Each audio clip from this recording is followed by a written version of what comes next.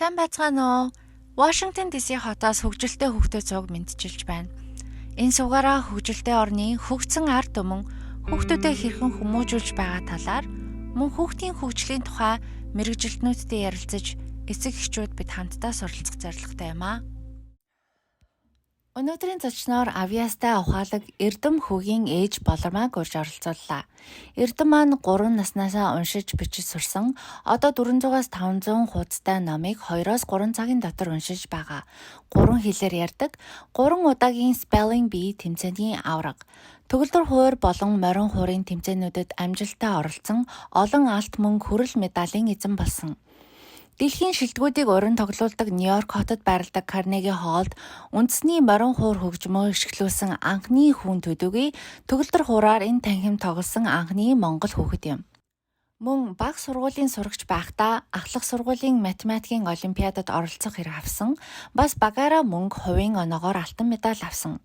Эрдэм хүүгийн ээж Болороо эгчтэй ярилцаж дөнгөж 12-тай хүүгээ яаж ийм олон амжилтанд хүрэхэд тусалсан болон хэрхэн яаж хүмүүжүүлж байгаа туршлагаа суралцъя. Сайн байцгаана уу? Washington DC хотоос хөгжилтэй хүүхдүүд сувг маань үргэлжлэж байна. Өнөөдрийн зочноор Болороо эгч маань урагдж оролцож байна. За сайн байна уу? Сайн байна уу? Манад зөндөө холоос зорж ирсэнд маш их баярлалаа. Цаг зав гаргаж ирсэн. Тэгээд бас хүүгээс маань суралцах юм байвал мэдээж дуртай хэлж хаалцмаар байна. Тэгээд нэрэл яг өөрөө чинь хэлснээр тэ бүх юмыг яг монгол ухаанаараа авах гэхийн ухаанаар авахыг аваад гэхийн хийгээд танаа гэр бүл танаа хүүхдэд аль нэг зохицохоор байна. Тэгээд явбал зүг бахаа гэж зөвлөгөөгөр хэлье. Баярлалаа. Та хүүхдээ ингээд жирэмсэн болсноосоо эхлүүлээл ингээд төлөвлөгөө гаргаж ирсэн гэж штэ. Хүүхдээ тэгж өсгмөр байна, тийм юм заамаар байна. Ер нь энэ чиглэлээр амьдрмаар байна гэж төлөвлөгөө гаргаж ирсэн гэж сонссон. Надад амар сонирхолтой байсан. Ингээ харж байхад Монгол аав ээж нар маань хүүхдтэй олчвол за яг хуу тэгжэл болно үз гэд ингээд явдаг да. Та тэр талаар ярихгүй юу? За над чих гой асуулт байна. Би угаасаа нэг тийм төлөвлөх дуртай. Төлөвлөхөөс илүү чухал юм байхгүй гэж боддог. Зүгээр өдөр тутамдаа өдөр хийх юмаа төлөвлөдөг. Тэгэхээр чинь өдөр тутмын тэр жижигхэн ямиг өдрөө төлөвлөж ийж тэр хүн гэдэг тэр чухал ямиг төлөвлөхгүй байхын аргагүй. Тэгээд ерөнхийдөө бол ерөнхийдөө аль цаг үед хүүхдээ гаргахын, хаана гаргахын, яавал хүүхд маань илүү давуу талтай байхын гэл энэ болгоныг бол бодсон. Түүнээс гадна ерөнхийдөө бас энэ чинь манай хүүхд бас нэг удаа янзтай. Ягаад тэгэхээр яг нөгөө биднийг оюутан байх үед төрсөн учраас яг нөгөө эд дундаа яг судалж ирсэн, судалгаа хийж ирсэн үед таарсан. Тэгээ бидний судалгаа бол хөгжлөн neuroscience-тэй яг ингээд тархины хөгжлийн талаар, хүний хөгжлийн талаар нөгөө labor economics ч угаасаа тэрийг судалдаг учраас яг тэрийг судалж таарсан үе учраас бүр илүү их судалж төлөвлөсөн байж байгаа. Тэгээд угаасаа нөгөө хувь хүний миний өөрийн маань бас юмд хандах хандлага байгаа шүү дээ. Тэрэнд бол өвдөөсөө ийм чухал хүнээс илүү хүнээр хүн хийн гэхээс илүү чухал юм гэж хаана вэ? Тэгээд тэрийг төлөвлөхгүй байхын аргагүй. Тэгээд одоо зүгээр энэ дээр яг нэг орчин цагтаагаа уйлдуулаад ярихад жишээлбэл дөнгөж саяны 2 хоногийн өмнө те Serena Williams, Venus Williams-ийн аавын тухайтай King Richard гэдэг кино гарлаа шүү дээ тийм. Тэгээд түүнийг одоо нээлтээс өмнө 7 хоногийн өмнө үзэх юм уйлаг аваад эрдмийн өвтөр очиж үзлээ л дээ. Тэгээд яхад яасан бэхээр тэр хоёр бүгдийг ч гэсэн тэр King Richard одоо Serena Williams бол одоо бүр дэлхийн те бүр greatest of all time гэж шүү дээ.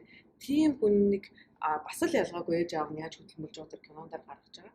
Яг тэр аавын санаа дайгуух яг би яг тэгсэн шүү дээ кино үзэж байхдаа баясаалаа л та хинч намайг тод сонсоогүй. Гэхдээ яагаад тэгсэн бэхээр тэр кинон дээр тэр аав тэгж байгаа байхгүй те.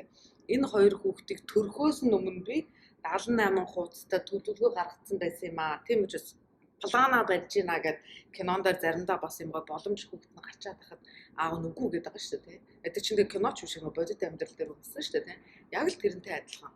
Би ч гэсэн яг нэг плантай, чиг шугамтай. Тэгээд яг түүнийг л дагж идэг. Тэр чиг шугамнуудаа хаяа бас жоохон уян хатан байна те. Жоохон ингэн замч байсан гэсэнтэй жоохон донслоготой байна. Заримдаа ингэн нөгөө detour гэдэг шүү дээ. Жоохон замаасаа гараа буцаад орно. Гэхдээ чигээ байхгүй болвол зөв чигт явж байгаа гэдэг хүн яаж мэдх юм те. Тийм болохоор нөгөө түр ярьжсэн шиг нэг одоо хүүхдээ өсгсөн энэ туршлагаараа нэг ном бичих гээд нэг дуустгүй нэг гачин ном бий. Түүнийг бол би яг энэ чиг баримж агаад хэлсэн байж байгаа. хаашаа явах гэдэг юм. Хүүхдээ та юу мөрөөд байгаа. Тэгээд яг энэ одоо King Richard-тай адилхан те Serena Williams, Venus Williams-ийн аав шиг яг ингээд хүснээр нь тэр нь хэрэгжсэн байх албагүй те. Гэхдээ ядчил та хаашаа явж байгаа мэдж байгаа тохиолдолд тэр чинь би хүүхдээ юу сурахгүй юм энэ хамаагүй мө гэдэг заримдаа бид чинь бас ингээд гоо шуум сонсон гоо хөө тэдэр тэгж юм гээгээд шуурдаг шүү дээ тий. Тэг шаардлага байхгүй. Яагаад гэвэл тэр бол зүгээр л юм чимээ шүү дээ тий. Гэтэл та яг өөрөө хаашаа явж байгаа мэдж байгаа тохиолдолд энэ нэг юм манай чигт нэлтэж гин үгүй бол хайчин тий. Мэдчихвэл авчин. Тэгэхээр өдөөс нөгөө шийдвэр гаргалтыг хүртэл айгүй амархан гоё болгочдөг гэж би боддог. Тэгээд яг миний үзэл бодол нийлдэг. Татаа тэгээд яг гоё хоёлагийн ярилцлага хийж байгаа 7 хоногт яг тэр кино гарч таарсан. Тэр нь тэгээд дэлхийн хамгийн шилдэг спортсменыг гаргацсан энэ юмыг бодохоор ер нь план гэдэг юмыг бүр одоо төрхөөс өмнө гарцсан байхад ганцхан би ч биш тэр мундаг хүн бас хийсэн байна те. Тэгэхээр энэ бол бас санаа авчтай юм шиг бодогдоод байна. Тийм 2003 оны өмнө яг гэр бүлээр суучаад үзсэн тэр кино үнээр гайхамшигтай байсан байсан те. Тэгэл би өстой хүүшээ нөхөртэй байлаа. Үгүй хогтод аваад хаашаа чамаагүй юм сурах гэдэг. Тэгэд шийдвэр ингээд төлөвлөгөө гаргачаар маш хэрэгтэй. Яа тэгэхээр яг та төлөвлөгөө гаргацсан ингээд юма харж байгаа болохоор тань ярьжсэн шүү дээ. Орчноо тийм юмар хүрээлүүлэх хэрэгтэй гэдэг. Тэ? Яга юу ч төлөвлөг байсан бол юугаар өөрийгөө хүүхдээ болон өөрийгөө хүрээлүүлэхээ мэдэхгүй шүү дээ. Та яг ийм план гаргацсан болохоор энэ планд ийм юмар хүрээлүүлнэ гэдэг яхад амархан тий. Тэр тухайгаа яриач орчин бүрдүүл яг зөв. Тэгэхээр нөгөө планаа гаргацсан болохоор би ч одоо нөгөө хүүхдээ эн чинь зүгээр л нэгсээ план гэхээс гадна те би бол мэдээж тэр Серенагийн аав шиг 78 хуудас юм бол бичээгүй. Ер нь бол нэг юм ганц хуудастай ийм л чиг баримжаа байна гэд. Миний хувьд бол номер 1 нь хамгийн чухал юм хүүхдэн маань эрдөөсөл яг Эрдэм гэдэг нэртэй ч гэсэн Эрдэм бол номер 1 биш. Зөв хүн байна гэдэг бол номер 1 байна. Эрдэм мэдлэгтэй байна гэдэг бол 2 дахь чухал байна. Тэгэхдээ энэ бүхэн бол эрүүл биш бол ямар ч хүртээлгүй учраас эрүүл мэнд бол хамгийн чухал байна гэдэг. Ингээд нөгөө нэг ядаж юмудаа гаргачихж штэ тий. Тэгээд бас миний хүүхд бол Америкт төрж гинүү хаана байгаад хамаагүй төгс монгол хэлтэй байна гэдэг бол өссөн зайлшгүй гэдэг бол надад маш чухал байсан. Тийм учраас тэрийг оруулаад өгсөн. Мэдээж Америкт байгаа юм чинь орчноосоо сураад энэ хүүхд бол англи хэл маш сайн байх нь ойлгомжтой.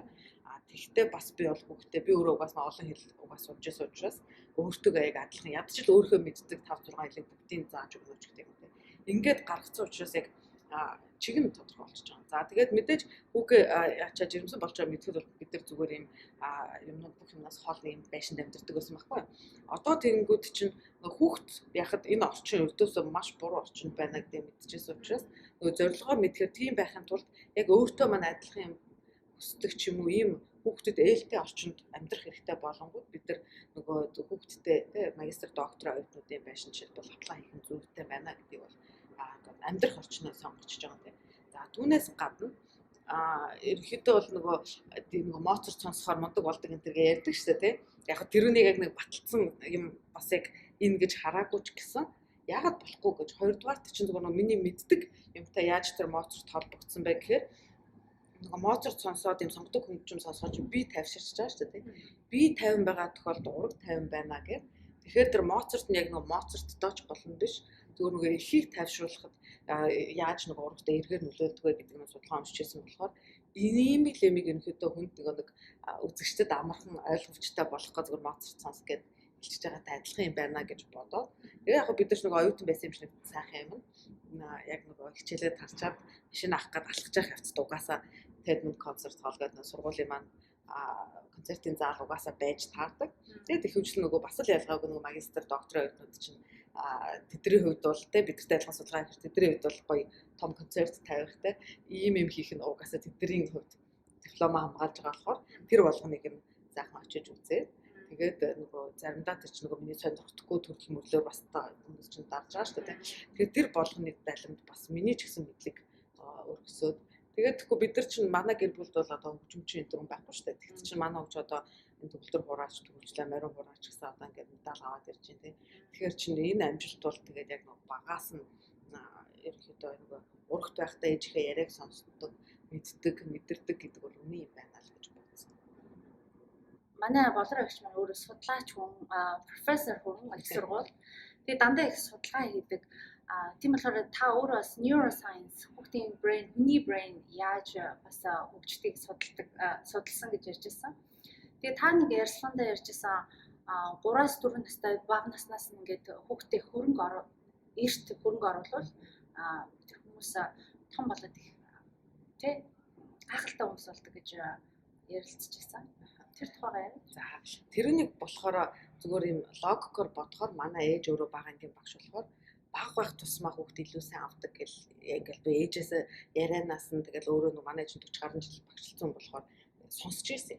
Тэгээд бид нар чинь бас нэг юм нийтлэг сул талтай штэ би намаагч гэдэг юм ерөнхийдөө энэ хүн болгон те өөрийнхөө ээж аавыг нэг таадгүй штэ одоо шилбэл нөгөө Билл Гейтс ярилцсан дээр хүртэл манай хүүхд намайг тэр хүн баян маян мундаг гэдэг гэж юусо боддгоо яг тэрнтэй адилхан бас ээжигээ хэлэхээр гэл аргицсан байсан байхгүй. Тэгээ яг судалгаа ингээд уншсан чинь яг нэг мууж олон бас өөр байна л да тий. Тэгээд бид нар Миннесота мужид байхад нэг юм давуу тал байсан. Жишээлбэл Монголтойгоо харьцуулахад бид нарыг жишээлбэл намайг жоохон байхад 8 настай авах сургуульд ордог байсан шүү дээ.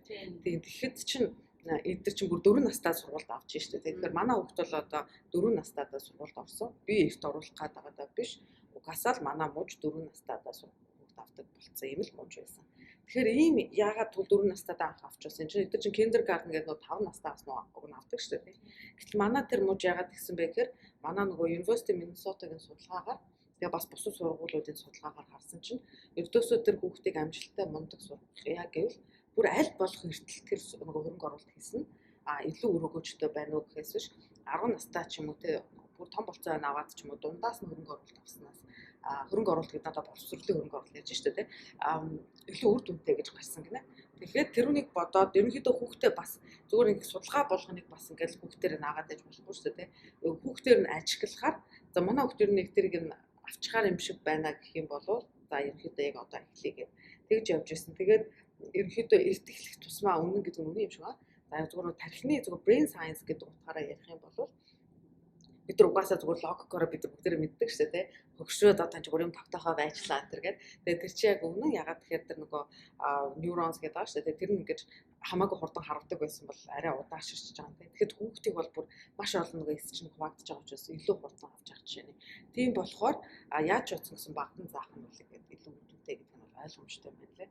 Хүүдэрээ бол бид нар анх 1 нас ахстай байхдаа л ерөнхийдөө сурах юм байна гэдэг нь анх анзаарсан. Ягаад тэгэхээр нөгөө бас хүүхдээ орчин бүрдүүлнэ гэсэн шүү дээ. Тэгээ би хүүхдээ мэдлэг боловсралтай болох надад чухал байсан. Тэгэхээр зүгээр нэг юм зурагтай ч юм уу динозавртай хормогч бодлож хоол хасах юм чинь те. Тэхийн оронд бийг нь хүртэлтэй нөгөө дандаа үсэгтэй тоотой гэж сонгочихж байгаа. Тэгэхээр нөгөө үсэг тоо гэдэг чинь нэг тийм хөндлөнгийн юм биш нөгөө баян идэх болгондоо тийшээ харж байгаа юм чинь нөгөөд чинь бас анзаарчихж байгаа шүү дээ. Тэгээд тэрнийг ч гэсэн бас ингээд жижиг юм дээр ч гэсэн айгүй анзаарах хэрэгтэй. Ээж аав нар ингээд авахтаа жишээлбэл би авахтаа нөгөө хүүхд чинь тэрийг ингэж харж байгаа шүү дээ.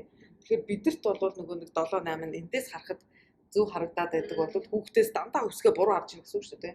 Тэр тийм биш бидэрт буруу харагдчихвэл хүүхд чинь зөв харагдчихна гэсэн үг.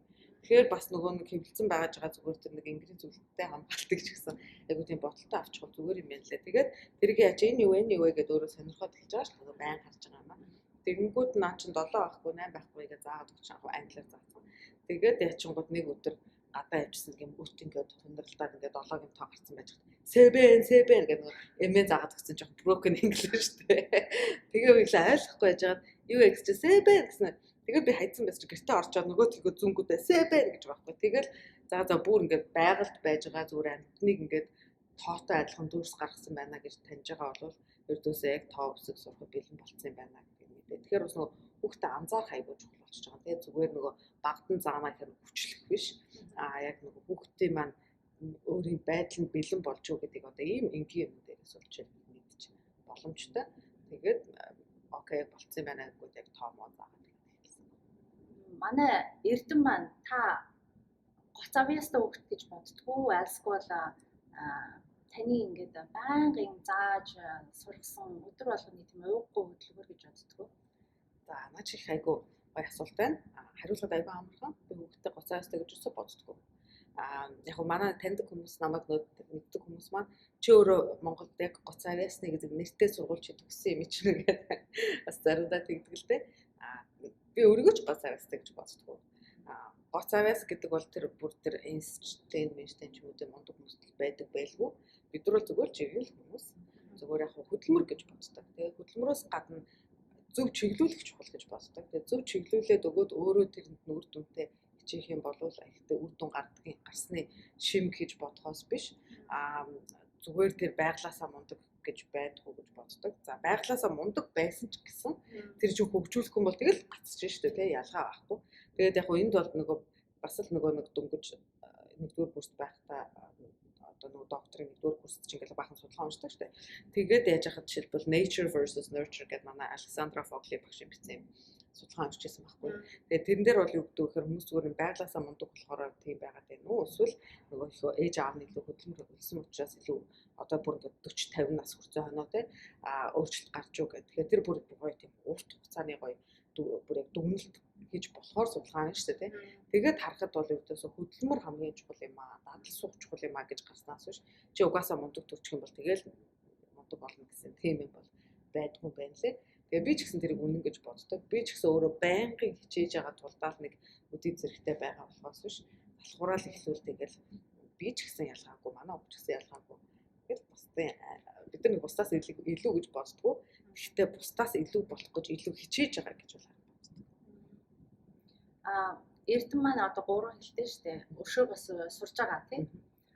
Тэгээд Эрдэнэ 3 наснаасаа багасаа монголоор яриад тэгээд англи хэл зааж өгөөл тэгээд үргэлжлүүлээд байсан. Одоо 2 хэл сурах гал эцэг эхчүүд хүүхдүүдэд зааж өгөх зовж штэ.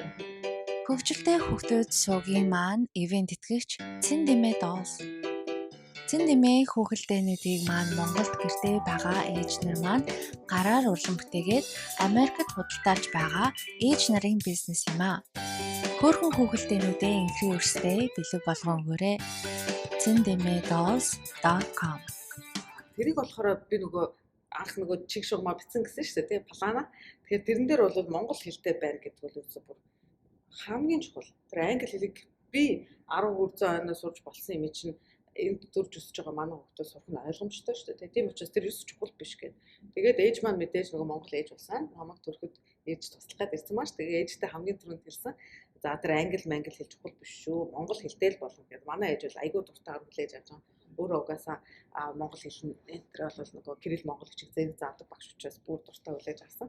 Тэгээд яг бид нар гэртээ бол яг монголоор ярьдаг. Тэр маш чухал.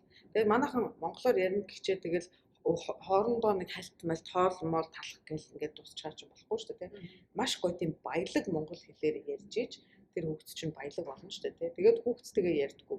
Хоорондоо ярьчаа цаашаа удаа өнөөш ичгүй мөг гэдэг ингээд болчдөг тий. Тэгээд чи нөгөө хүүхд нь өөртөө харьцаж байгаа ганц юм яг тийм л төвшимжийг тэргээс сурна тий. Тэгчээд гэгүнд энэ үуч мэддэггүй гэдэг хүүхдээ загнаад хаач айгу шудраг биш тий. Тэр өөртөө яг хүүхдтэйгээ ярьдаг бид нар бол дандаа л бүтэн үгээр ярьдаг байсан. Ээж маань ч тэгдэг байсан. Хаяа давсан ирслүүд нь яаш машин гэлдэг тийм байх. Гэтэ байнгын биш тий. Яг ингээд яасан юм бэ гэдэг ч юм уу тий. Тэгэхгүй дараа нь тэр хүүхд чинь нөгөө бичиж сурах болохоор яасан гэд сурсан хүн чинь тэр чинь яасан юм бэ гэд 3 юм байна гэж салгаж чадахгүй шүү дээ. Тэгэхээр нөгөө багаас нь хүүхдийн тархинд амархан болгохгүйд бүр яг ингээд номын маягаар ярьдаг. Тэгээд зарим хүмүүс ч гэсэн манай хүүхд шоолдог шүү дээ. Эртэн бүр яг нэг номын янзтай ярьдаг гэд. Одоо Монгол яваагүй зөвхөн энд өсөж байгаа юм чинь тэгээд хэмжлэн би нөгөө хүүхдэд зөв сурах гад дандаа бүтэн үгээр яриад дахиад дээрэс нь яг ном уншаад ингээд сурж байгаа хүүхд юм чинь мэдээж яг тийм төвшөндөө л ярьж байгаа ах л та. Тэгэхээр бас нөгөө монгол хэлээрээ зөв номын төвшөнд ярьчна гэдгийг бол би нэг муу юм гэж нэг боддгоо болохоор харин ч зэрэг багтчлаа гэж бодоод тэгэл ханддаг. Шатлалтайгаар заах их чухал гэж би боддог. Ягаад тэгэхээр яг гэхдээ энэ бол зөв миний бодол. Гэхдээ яг миний энэ бодлыг буруу гэдгийг баталсан миний хамгийн сайн найз би. Тэгэхээр ийм хоёр төрөл байж байгаа. Тэгэхээр ахаал бас нөгөө өөрийн чинь зарцуулах боломж, хүүхдтэйгээ өнгөрөх цаг, тэгээд юм хүүхд чинь бас яаж сурч чадхаар юм шиг байна гэдгээс хамаарч байгаа. Тэр хоёр аян байгаад байна гэсэн шүү дээ. Нэг нь болохоор одоо бидний арга эхлээд гэртээ зөвхөн монголоор яриад зөв монгол хэлтэй болчлоо гэх. Яг мэдээж жоохон 2 3 настай хүчин төгс бидний төвшөнд хүрэхгүй шүү дээ. Тэгтээ ядчил монгол хэлтэй болчихж байна те. Тэгээд тэрнийхэн дараа 3 хүрэхээр би нөгөө англиар уншуулгангаа шууд англи хэл заагаад өчөж байгаа. Тэгтэл нөгөө орчин байгаа учраас ерөнхийдөө телевизээр Thomas the Train, Dora the Explorer үзээд тэргүй жоохон санаа суудсан байгаа шүү дээ. Тэгээд тэрэн дээр нь явчихж байгаа те. Тэгээд 5 хүрэхт нөгөө цэвэр хятад хэлний сургуульд өгчгөр өдөржингөө өстөө биеийн тамир дуун хүртэл тоо бүх юм нь хятад хэл дээр орчхоор яг тэрийг ингээ сургуулаар үзэж байгаа чинь. Тэгэхээр би бол ийм шатлалтаагаар ингээ 2 жилээр явцсан байна шүү дээ.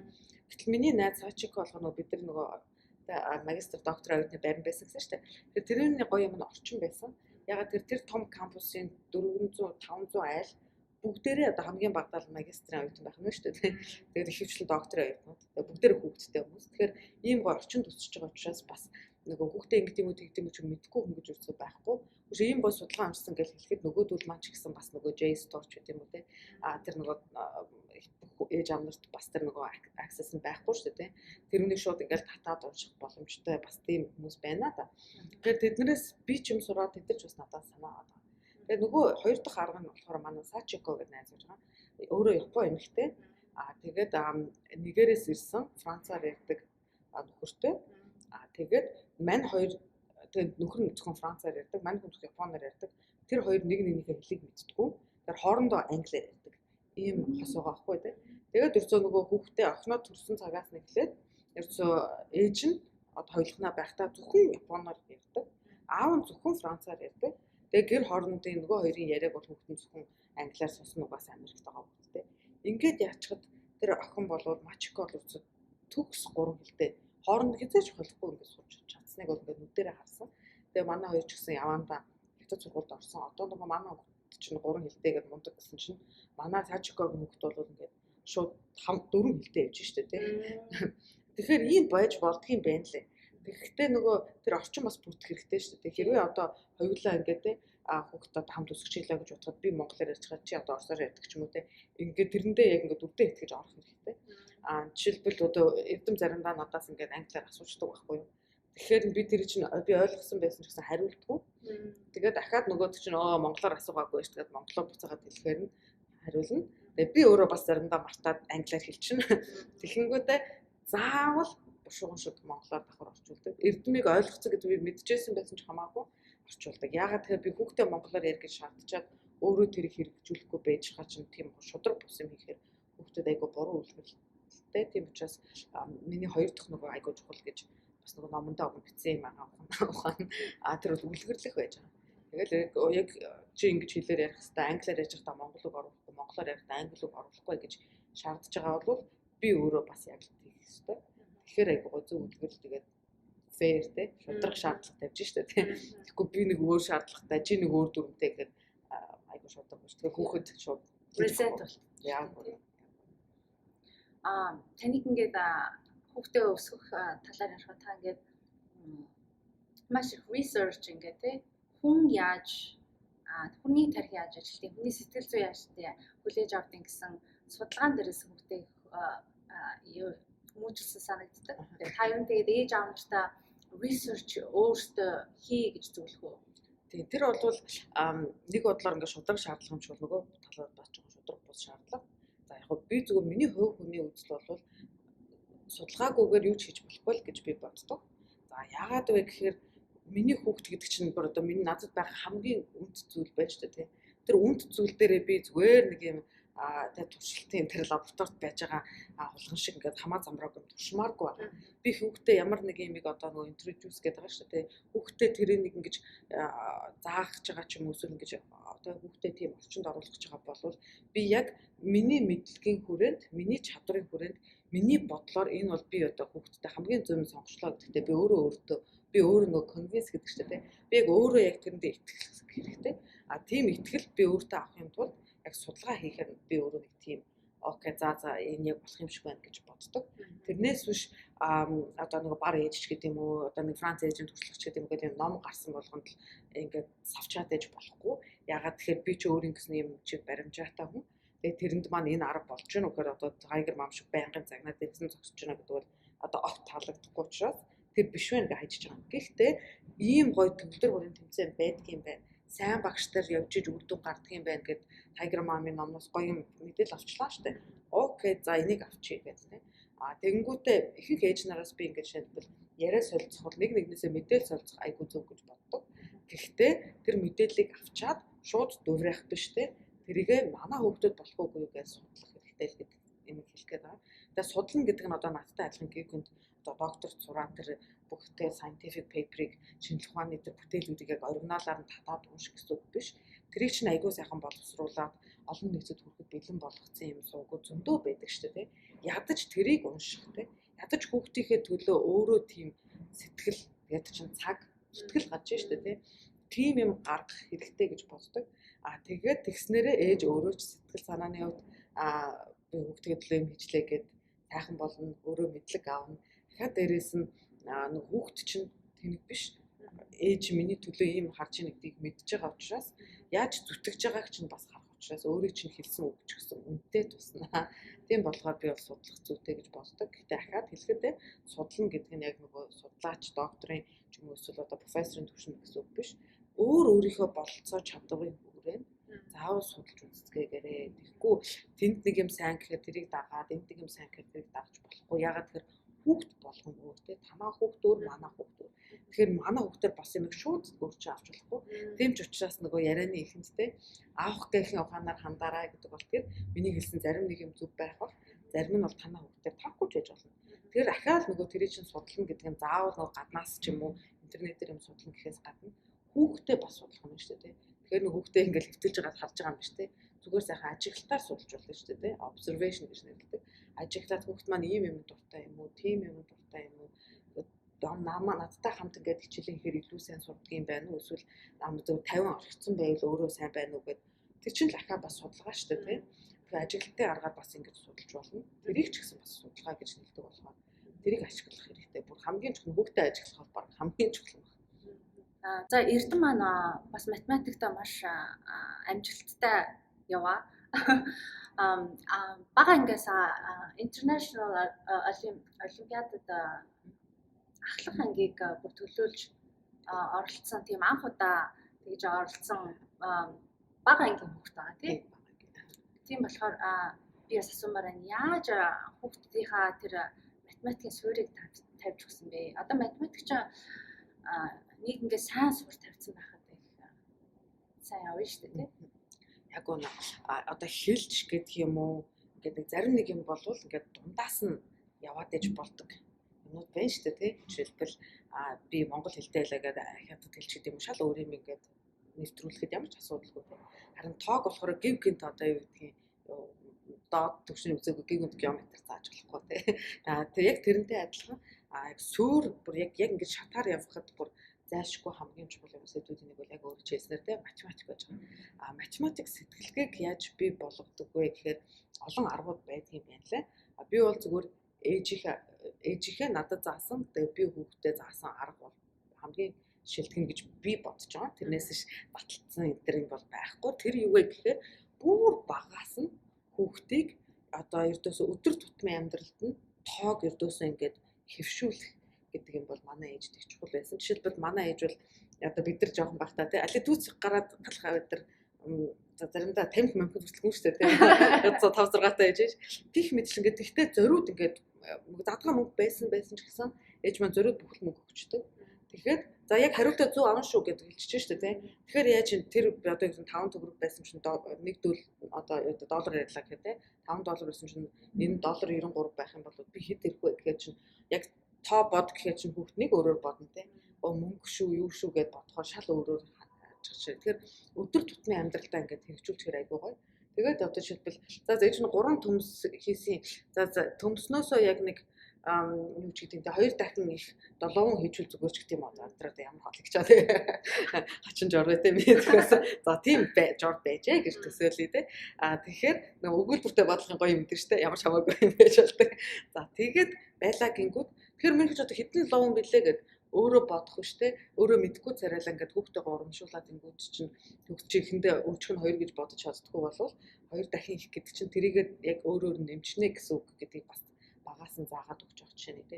Тэр ингээд өдөр тутам тэм жоохноор хийгээд авах хэрэгтэй. Тэгээд өдөр тутмын бүх юм шиг хэцээс тооштой тий. За миний хөө хэдэн аяг цаа уусан 8-ыг уурсан штэ. Тэгэхээр нэг 2-ыг уусан. Тэгэхээр одоо ахаа эдэг уух нь гэх тий. Ингээл зүгээр нөгөө эргүүл мэндэж бодсон эсвэл одоо шатаа хийдгсэн үү амьдралтаа оруулж болно. Тэгэхээр тэр тоо бодчихно гэж огт бодохгүйгээр хүүхэд тоондоо сайн болчдөг. Энэ бол ерөөсөө манай ээжийн арга. Тэгээд бид нар яг тэгж өссөн бүгдээрээ. Тэгэхээр тэр эрдметр бол яг л тэгэл ээж маань өсгөлтсөн. Би өөрөө ч гэсэн тэгж зориуд яасан. Яг хөө бидэрт яг нэг гол давуу тал нь нөгөө манайхын нэг ядуугийн зовлон гэдэг. Би бол тэргээл өстой ядуугийн жаргал гэж бүр айгүй хэлэх дуртай. Ягаад тэгэхээр нөгөө ядуу учраас бид нар чинь тэгж ээж мэжиг явцсан хон чинь цэцэрлэг мэцэрлэгт өгдөг тийм мөнгө авахгүй штэ. Тийм болохоор дандаа өөр хичээлдээ явахдаа ч юм уу дагуулж авчдаг. Тэгээ бүр жоохон нэг настайгаасаа эхлээл их сургуулийн кампус дээр угаасаа их сургуулийн кампус дээр одоо оюутны байранд өссөн. Атоо тэгээд дээрсэн бид нар хичээлдээ явж байгаа кампустаар хамт яваад яцсан учраас гэх шал өөрөө бодоо сурсан. Тэгэхээр чи нөгөө тоог харчаал жишээлбэл одоо хасах масах тоо байгаа шүү дээ. Тэгвэл энэ буруу бичсэн байна. Ямар ч тоо урд нь байхгүй жоо тасах гэж хэлсэн биз дээ. Энэ урд нь байгаа тоогоо мартчихэж гээд. Тэнгүүд чинь Google минийхээ хасах тоо гэдэг чинь урд нь байгаа одоо өөрөөр хэлбэл нөгөө 10-аас хасах 5 гэж харсаар агаад хасах 5 гингүүч нэг 10-ыг бичээг байна гэж бодож штэ. Бишээш тийм биш байхгүй минийхөө гэд ингээд гоё экземпляр тайлбарладаг ч юм уу те. Тэгээ баг багтаа ойлгохгүй байж болно. Тэр зөв заавал нэг хэлэхээр ойлгох юм байна чалдгүй. Тэгээл жоохон зугуухнаар явсаар адил чинь хүүхд ойлгохтой болж байгаа жишээ нь. Тэгээ өрхийн төсвөрөөр дамжуулж заах нь айгүй зөв гэж боддог. Манай хүүхд бол одоо тэрний дэлгэмд Excel бүгдийг ингээд мэддэг болсон те. Одоо тэгчээ бүрс юу ячаад одоо quick book юу гэрэхэд төсөв оруулна болсон. Одоо авирлаги яриа явж байгаа шүү дээ. Тэгэхээр ийм байдалтайгаар бол заах надад хамгийн гоё санагддаг.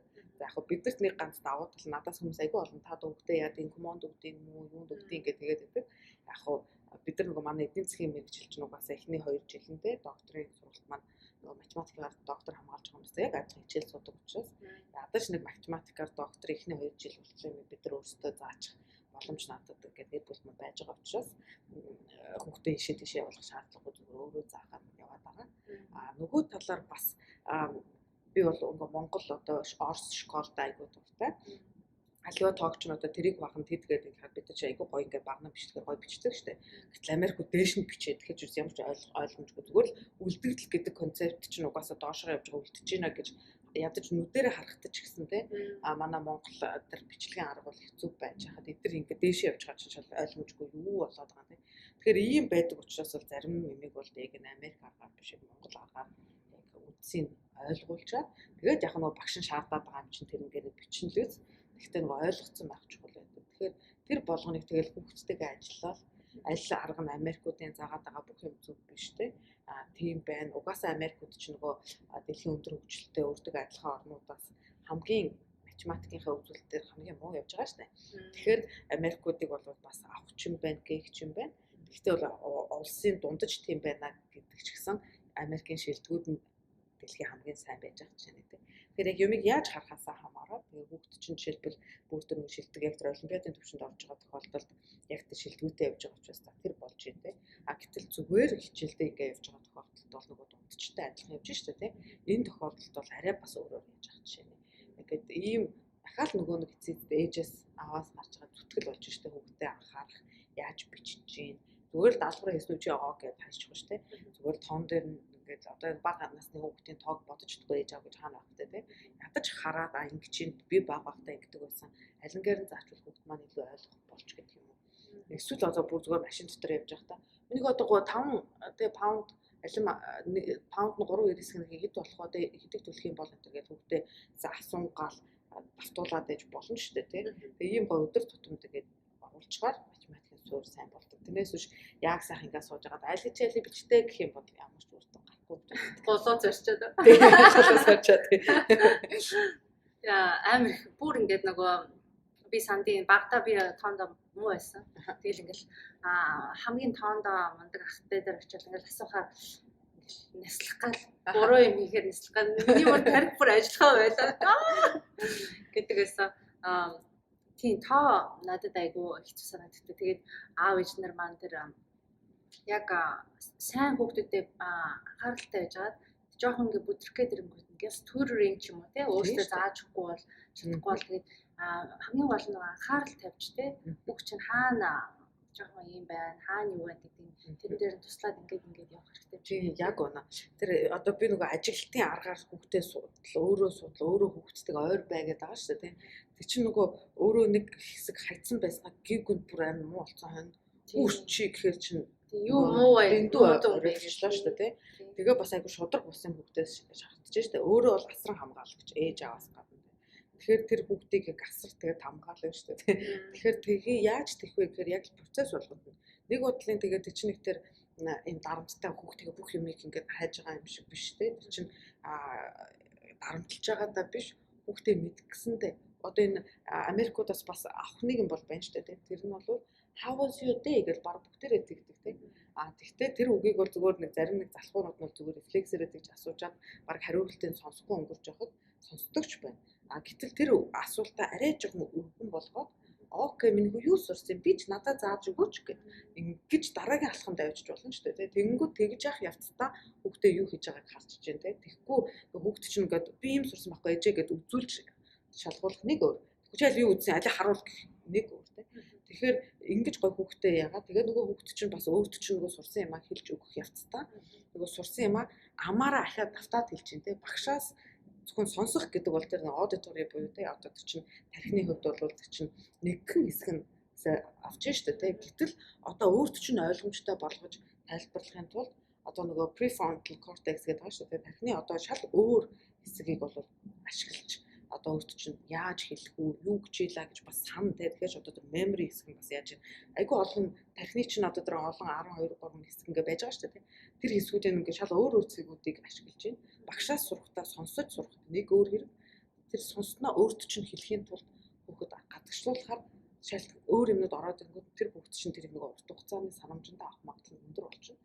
Тэгэхээр тэр үннийг бол ингээ хэлүүлснээрээ тэр чинь би болгоо нэг юм жоохон юм сайенс шинжлэх ухааны арай жоохон өөр юм ярьчлаа л да. Гэхдээ ээж аав нар хөдөлгөөний юм бол хүүхдүүдэд зориулаагүй те ээж аав нар зориулсан юм сонсчод илүүдэг байх. Ийм учраас нөгөө яагаад гэдгээр гол нь тайлбарлах гал юм. Тэгэхгүй би нэг та нар заавал хүүхдээ хэлэх гэж байгаа юм биш те. Яагаад тэр чухал вэ гэхээр хүүхд чинь танд хэлэх явцдаа юм хичээлийнхээ ямиг санана ахаа дээрсэн тэрийг органайз хийгээд те зохион байгуулалтаараа тайлбарлана.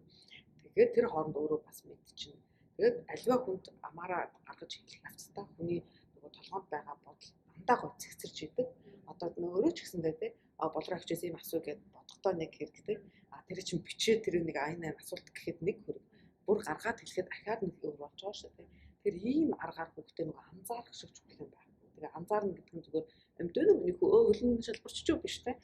Ингээд тэр асуухтаа ч гэсэн те айгуу гоё тийм хүүхдээ эргээр яа гэхээс биш. Алийн үе залилтаар гардаг. Тэгэхээр ч нэг гомхад дарамттай те. Тийм биш гоё ингээд зөөлхнөр яг хүүхдтэйгээ хоёулаа нэг юм найз юм шиг. Гэхдээ чи мэдхгүй бол нөгөө битэмтэй чи арай ч юм дааж ирэх юм те. Тэгтээ альва асуудал өөр тийшээ ирэх гээд ирэх мэдл биш үү? Чи миний үгэнд орох хэрэгтэй гэдэг бас бариад те. Тэгээ нэг гоё юм уйлдуулаад яачих гоё юм шиг. Хүн алдаж болно, муу авч болно. Гэхдээ тань дээр ирээд refresh болоо те. Ээж маань туслах юм байна, аав маань туслах юм байна гэд нэг тийм safe space-тэй байх хэрэгтэй гэр бүлтэй. Тэр бүр айгүй чухал. Ягаад гэхээр тэгэл би ч бас хүүхдээ загнадгүй хүн биш шүү дээ. Ингээд эргээр ярмаар гэж ярьж байгаа ч гэсэн чинь бас л айлал болсон, хүүхдэл болсон. Тэг чинь буруу юм хийгээ загнуулна, замдруулна. Тэгээ заримдаа бол өдөөсөө битэр бол одоо бол нэг юм харин том болсон битэр яг том хоолой ярьж байгаа юм шиг арай л өөрөө буруу юм хийсэн байх юм бол чи яагаад буруу гэдгийг чи өөрөө надад хэлдэг гэхээр өөрөө бодоод хэлчих жаах чинь. Хэрвээ хэл миний бодсноос арай өөр юм хэлэх юм бол би бол ингэж бодож байна. Тэгэхээр миний одоо юм гэдэг арай том болсон байх нь ярих юм арай нэг жоохон байхад нь ярих арай бас өөр тийм. Тэр яг тэрийг бас нөгөө яг гоё уян хатнаа яхайгүй чухал хамгийн чухал юм бол альва ямар нэгэн буруу юм хэрэг хийдсэн ч юм уу, муу авцсан ч юм уу те. Энэ тохиолдолд ээж аваасаа муух биш. Харин ч эсэргээрээ өөрт чинь ирээд за ингэчлээ одоо би яах вэ гэж туслаач гэж хэлдэг. Тийм л төвшөнд байвал танаа гэр бүл хамгийн гоё тийм яг л өөрөө чи хэлснээр те safe zone тэр айгу яг ээж айлын тэр нэг зөв уур амьсгал бүтжээ гэж одоо үзнэ гэдэг одоо энэ тийм нөгөө psychology энэ тэр те сэтгэл зүйн юмнуудаар бичсэн байна. Би бол тэрийг бол үнэн гэж тэгэл нуугаал яваад байвал яаж санаж тийм тэгэхээр чинь өөрөөр хэлбэл тэр бол тэр нэг хүүхд муудгаасаа гадна өөртд нь итгэхгүй байна гэсэн үг шүү дээ тийм Тэгээд нэгдүгürt ээж надад тусалж чадна гэж итгэхгүй байж болно. Эсвэл миний одоо нөгөө нэг өстө би арай чинь даам гэж бод ээж нь тийм сэтгэлгээг өгдөөгүй гэсэн үг те. Үгүй бол нөгөө өмнө хэлээд ирэхэд нь дандаа загинж зандардаг учраас хүүхэд зүгээр тэрнээсээ айгаад нуудаг ч юм уу те. Ингээл бүх юмны нөгөө нэг сөрөг юмны эхлэл тавигдах учраас юм жижигхэн юм чинь жижигхэн биш. Бүх юм чинь нэгээс эхэлдэг шүү дээ те. Яг л тэрнтэй адилхан яг алхам малхмаар юм жоохон дотор суур тавих нь бараг тэр бүхнээс илүү чухал юм шиг байна. Бид нөгөө түрүү хэлсэн шүү дээ. Зөв хүн болох нь миний хувьд тэр эрдэм мэдлэгээс илүү чухлаа гэд. Тэгээ тийм болохоор бидний энэ харилцаа юмыг яаж харж байгаа гэдэг айгүй чухал.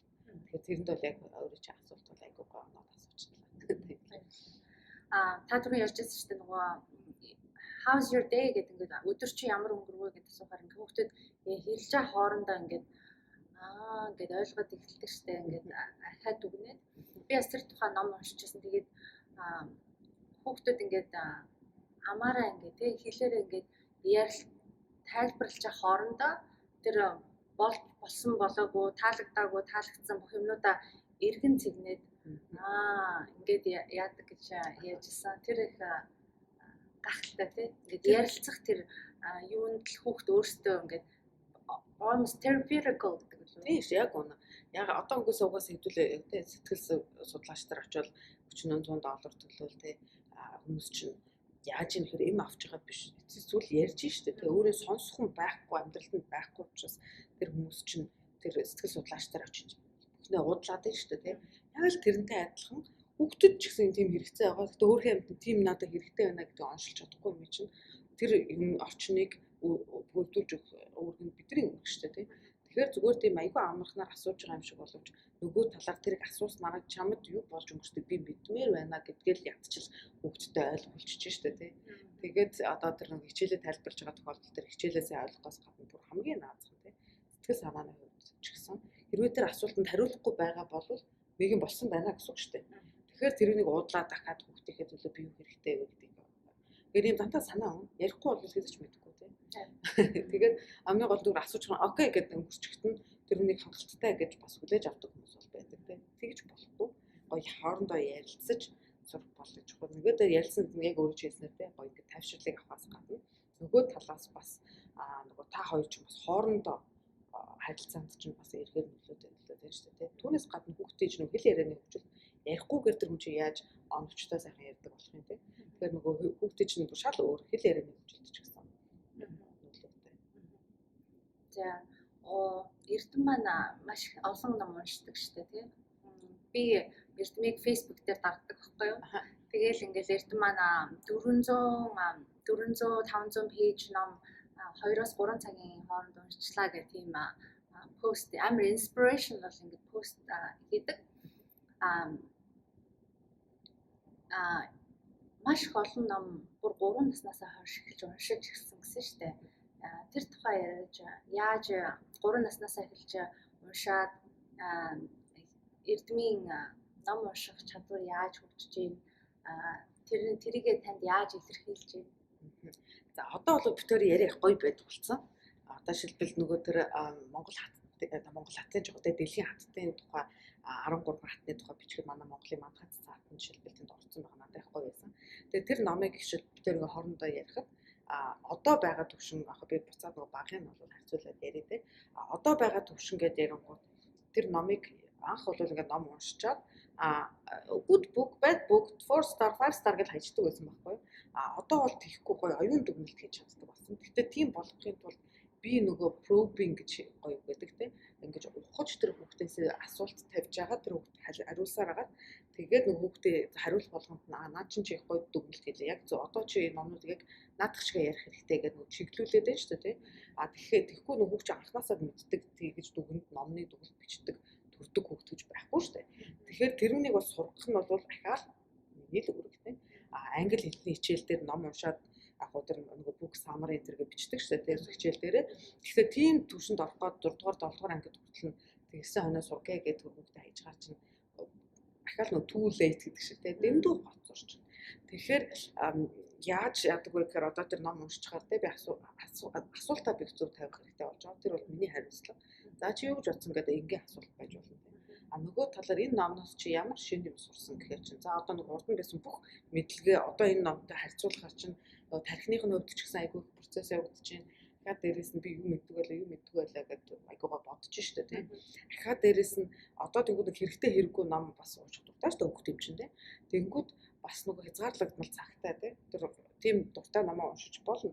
Гэхдээ дандаа л ганцхан тэрийг яагаад гэвэл миний хүүгийн мэдлэг нэмэгдэхгүй учраас хойлж заримдаа энийг заримдаа тэрийг ингээд нөгөө бас нөгөө бүх өндгөө нэг саунд бити хий гэдэгтэй л адилхан тий.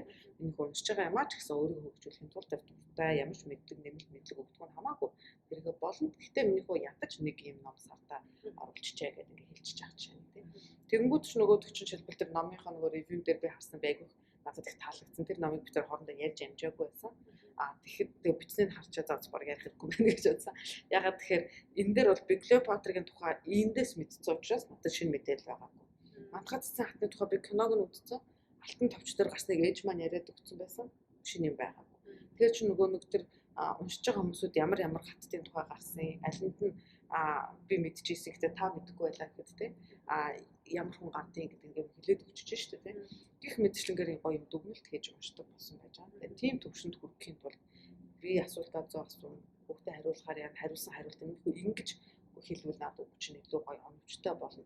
Наадыгаа чи энэ 6 өгүүлбэрээр биш ганц юм гоё оновчтой өгүүлбэрээр яг адилхан санаа хэлж болох байсан гэд хэлчээ. Тэгээд хэлээд өнгөрөхгүй. За одоо чи яг тэр ганц тэр оновчтой өгүүлбэрийг миний хэлснээр буцаагаад хэлдэ гэд энэ буцаж хэлж иж нөгөөс тол тархинд суун гэсэн штэ. Гэж ингэж ажиллаж иж тийм төвшөнд хүрч байгаа. Багтаа бол нэг настад бол битээ чинь нөгөө зургатаа л ном уншин штэ тий. Тэгэхээр тэн дээр бол нэг зураг байна. Тэгээд нэг том алины зураг дээр нь ганцхан үг байж байгаа жишээ нэ тий. Гэхдээ хамгийн гол нь шатлалтайгаар уншуулах тий. Тэгэхгүй гээгүй тийм нэг үгтэй ажиллана гээгүй одоо дэлхийн шилдэг хаттын дайчинтай хаттын тухай ном уншиж болохгүй тий. За бүр тийм биш юм аа гэх бүр Harry Potter шиг уншиж болохгүй шүү дээ. Тэгэхээр яг тийм левелд орохын тулд яг тэр номын дарааллыг бол их хариуцлагатайгаар яасан. Тэгээ би нэг бол урд нь нөгөө томьёогийн амьсгал дээр хэлчихсэн. Ердөөсөө бүх номыг уншсан. Тийм болохоор яг Америкт төрж өссөн хүмүүстэй яг адилхан би бол одоо нөгөө бүх бүгдийн номыг мэддэг болохоор яг тэр шиг би ч гэсэн бас ингээд нэг юм аа өөр хичээлээ зааж байхдаа нөгөө reference гэдэг шүү дээ. Ишлэл татаад ярихад яг энд нөгөө өсөж төрсэн хүмүүсүүдтэйг адилхан юм байна. Өөрсдөө багтаан уншижсэн юм та зөвлүүлээд ярихаар тэд нар ч гэсэн миний юмыг ойлгодог. Тэдний яриаг ч гэсэн би илүү ойлгодог. Болж давуу тал үлсэн хөвгттэй номын уншиж шалгаж хамт уншиж явах явцдаа. Тэгэхээр энэ бол ганцхан хүүхдэд тусалж байгаа ч юм биш. Миний ажиллаа хийхдээ ч тэр бусад Америк найзуудтайгаа илүү дотно болгохд ч гэсэн давхар надад бас тийм сайн давхар. Одоо бүр багасаа ингээд ном уншаад дадлуулаад одоо хүртэл ингээд сайн уншдаг юм хурдан уншдаг болохын тулд бүр ингээд багаас нь дадал болох хэрэгтэй тий. Ингээд уншаад нэг мэдхэд 10 настай за одоо бүх номыг унш гэж болохгүй шүү дээ мэдээ ялаа гэж тийм ухаан байж болохгүй. Хүүхдээ яг гоё ингээд хамтсан яах хэрэгтэй. Тэгээ үүн бол яг нөгөө би түрүүн ярьсан юмудаа дахиад тавтана. Юу гэхээр нэгдээс нь багаас нь эхлүүл үтэмтэй. Хоёрдугаарт нь үлгэрлээ. Та өөрөө кино үзээд сайхан iPad-ын дээр хараад орондоо хэвтчихэд хүүхдийг ном унших гэж болохгүй. Тэгэхээр та өөрөө уншиж хүүхд чинь ном унших тий. Нэгдүгээр тэр нэгдүгээр шудраг байл. Хоёрдугаар нөгөө ном уншаад би учиргүй энийгээд баясаад байхаач нөгөө хүүхд чинь үгүй ямар гоё юмнаас би хоцорчваа гэж бодно шүү дээ тий. Тэгэхээр нөгөө хүүхдтэй бас нөгөө үлгэрлэхээс гадна хүүхдтэй гоё сэтэлжүүлж өгч байгаа. Тэгэхээр яг өөрөө бас тийм байх хэрэгтэй. Тэгэхгүй ийм ихэнх нь л өөрсдөө кино үзүүлчихэд чи явж ном унших гэдэг. Тэр бол би шудраг биш гэж боддог. Шудраг бишээс гадна угаасаа өөрсдөө мэдэх баг тий. Өөрсдөө бодоод яг өөрийгөө хүнд хэлэхгүй байж болно. Өөрөө дотооддоо өөрийгөө шударгаар дүгнээд үзэхээр тэгэхээр хүүхдэд маань болж илүүгүй илүү эсвэл бид нар хоёулаа номоо барьчаад зэрэгцээ суухад илүү хүүхд маань илүү удаан уншижсэн үг бодохоор аль нь илүү үдэнтэй гэсэн өөрсдөө угаасаа анзаараад мэдчих боломжтой. Тэгээд дээрэс нь гол нь яг насанд нь мэдлэгт нь чадварт нь таарсан ном. Тэгэхгүй одоо жишээлбэл зарим хүүхдүүд 5 дугаар анги байсан ч гэсэн маш өндөр хөгжсөн хүүхдүүд бол дараагийн шатны номыг өгөх хэрэгтэй шүү дээ. Гэхдээ дараагийн шатны илүү үгтэй байна гэдэг насан туршийн ном байж болохгүй тийм. Зэрэг бас ингэ гоо зөв сонгох хэрэгтэй. Тэгээд дээрэс нь хүүхдтэй сонголт өгсөн ч гэсэн бас буруу юм уншиж болохгүй учраас чинь бас тэр жоох хүүхд учраас тэрийг уйлдуулах хэрэгтэй тийм. Нөгөө талаас 5 дугаар анги гэсэн мөртлөө тэр хүүхд арай жоох удаашралтай эсвэл багаасаа Монгол байж байгаа тэрсэн учраас нөгөө ESL-ийн хичээл суудаг ч юм ийм хүүхд байж болно шүү дээ. Тэгэх юм бол чи 5 дугаар анги чинь 5 дугаар ангийн хүүхдийн ном унших гэж болохгүй. Тэр хүүхдийг төвчээртэй байгаад 1-р ангийн хүүхдийн ном уншуулах хэрэгтэй. тэгж байгааг нь бас зүгээр чи одоо өдөг том болчоод гэдэг дүүшгээ ном уншаад гэхгүй те. Миний хүү одоо ингэ чинь. Гэтэ миний хүү том учраас энэ номыг илүү хурдан ойлгоно гэдэг те. Дандаа юм гоё эргээр ухааруулж тэгээд зүгээр чи энэ номын сэтгэл гээд хаях шүү дээ. Яагаад би юм жоохон хүүхдийн зургтай ном уншиж байгаа гэдгийг тайлбарлаа. Тэгэхээр хүүхдийг бол яг нэг тийм том хүн шиг ч гээд байгаа даа ч биш те. Хүүхд чинь өдөөс амар ухаантай учраас яг гоо тайлбарлаад хэлээд өгөхөөр илүү сайн ухаардаг. Тэрнээс биш чи тэг гэхэд нэх заа гэдэг хүүхд ховш шүү дээ. Таны ярьцлагыг би сонсож байхдаа яасан та ерөөсө телевиз маш бага үздэг. Тэгээд тэр тухай ярьжсэн. Би тэгээд яг үзмээр байгаамаа зорж үздэг тий. Тэрнээс биш тэгээд бус тиймийг өөр юмнуудыг хийдэг гэд. Тэгээ би амар inspired болоод телевиз ажиг. За манайхан телевиз үзэхгүй бата. За яг үзмээр байгаа кино байл үзье. Үзмээр байгаа үнхээр үзмээр байгаа шоу муу байвал хамтдаа сууж байгаа enjoy болоод үзье. Бусдууд нь одоо бид нэр одоо номоо уншина уу. Тэгээд танаас амар их inspiration аваад баярлалаа. тэгээд телевиз үзэхгүй болохоор маш их цаг. Зөндөө free цаг ингээд гарч ийн тэ. Одоо тэр цагийг чам хичнээн жудаан 2 цаг нэг ТV үзэж суух орно. 2 цаг гэрээ зөрлөж जैन, хоолоо хийж जैन, хүүхдтэйгээ enjoy болж जैन, даалгавар хийж जैन. Тэгээд би одоо таныг одоо тэгж хамаг юм амжилж эрдэмт хамаг юм тэгж заасан байна гэж бодлоо. Тийм тэр яг манай одоо дөнгөж манайх агаас хоёлоо байсан юм чинь маань том өрөг шиг харсан шүү дээ. Тэгэхээр тэнд бол жишээ маань телевизэр байхгүй. Тэгээд чи битэр чинь хамтдаа байвал доктор өөр яаж чинь тэгэхээр тэр хүүхдэд авдаг юм бид авчих юм бол яг тэр яг хамтдаа суугаад л ингээл байхаас өөр аргагүй болчих шүү дээ. Манайх нэг телевизэртэй. Тэгтээ бол нэг телевиз нэг үздэг үү жишээлбэл одоо зүгээр айгүй сүүлийн одоо энэ 11-р сараараа л ярил л та тийм хол юм яриад байх юм. Ингээл яхад битэр бол 2 кино бол үзсэн байна. Тэр киногоо яг үзэхийн тулд битэр зорж үзсэн. За нэг нь бол тэр King Richard-ыг урлаг асуучаас үзсэн маш таалагдсан. Нөгөөх нь Eternals-ийн кино гарсан тийм. Хүүхд болгонд бүгдээр л үзмээр байсан. Тэгэхээр зориуд кино театрт очиод зориуд үзэж байгаа. Тэгэхгүй тэл гэртээ байнга ингээл телевиз яадаг биш. Тэгэхээр нөгөө ямар арвай нэг кино үзэх болохгүй шүү дээ. Үзэхдээ бол бүр яг зорилготойгоор таашаал аваад бүр ингээд бүр нэг ивент болчихж шүү дээ. Тэгээд ингээл яваал үзээл энэ төр тийм. Өсвөл ингээд гоё амармаар юм үзмээр байна. Тэгээд тэгэх юм бол бид жишээлбэл нөгөө онлайны тоглолтыг Kennedy Center дээр үзсэн ч гэдэм эсвэл Capitol Hall дээр очиод Broadway show үзэж үздэг. Тэгэхээр юм үзээл ингээл яваад л агаалдаа бид тэгэл тэгтээ тэр болгох нь бол жишээ нь одоо морин уралдааны тэмцээн үзсэн байж байгаа чинь өчигдөр бол жишээлбэл бид одоо сур хараа болоо да Монголоор арчригийн тэмцээнд өстөж маш муулцсан. Тэгтээ оролцсонгоо мундаг хүмүүсүүд үзсэн байх чинь. Тэгэхээр энэ болгоныг жишээлбэл зүгээр YouTube үзээч юм ингээд залхуугаар үзэж болох байсан шүү дээ. Тэр болгон битэрийн өөрсдөө чадвар нэмэгдээд тэгээ хүүхдтэйгээ хамтдаа гоё юм хийгээд тэгээ яг боддог ингээд явчихаар угаасаа харгаанд нь ч сайн тий. Одоо жишээлбэл манай хүүгийн насны найзуудынхаа хүүхдүүд за Монгол гэлтгүү тий. Хүүхдүүдийг харахаар эсвэл ангийнх нь хүүхдүүдийг харахаар тэн хагас нь үдний шилтэй болсон байгаа юм тий. Гэтэл манай хүүхд бол төгс хараатай байж байгаа. Тэгэхээр яаж тийм байна вэ гэхээр би бодохдоо тэр тий компьютерээр тэр муу тусгал байн гарч идэггүй гэх юм давуу тал байх гэж боддог. Тэгтээ эсвэл одоо манай хүүхд бас хүүхд болсон тоглоно шүү дээ нөгөө компьютер тоглоом тий.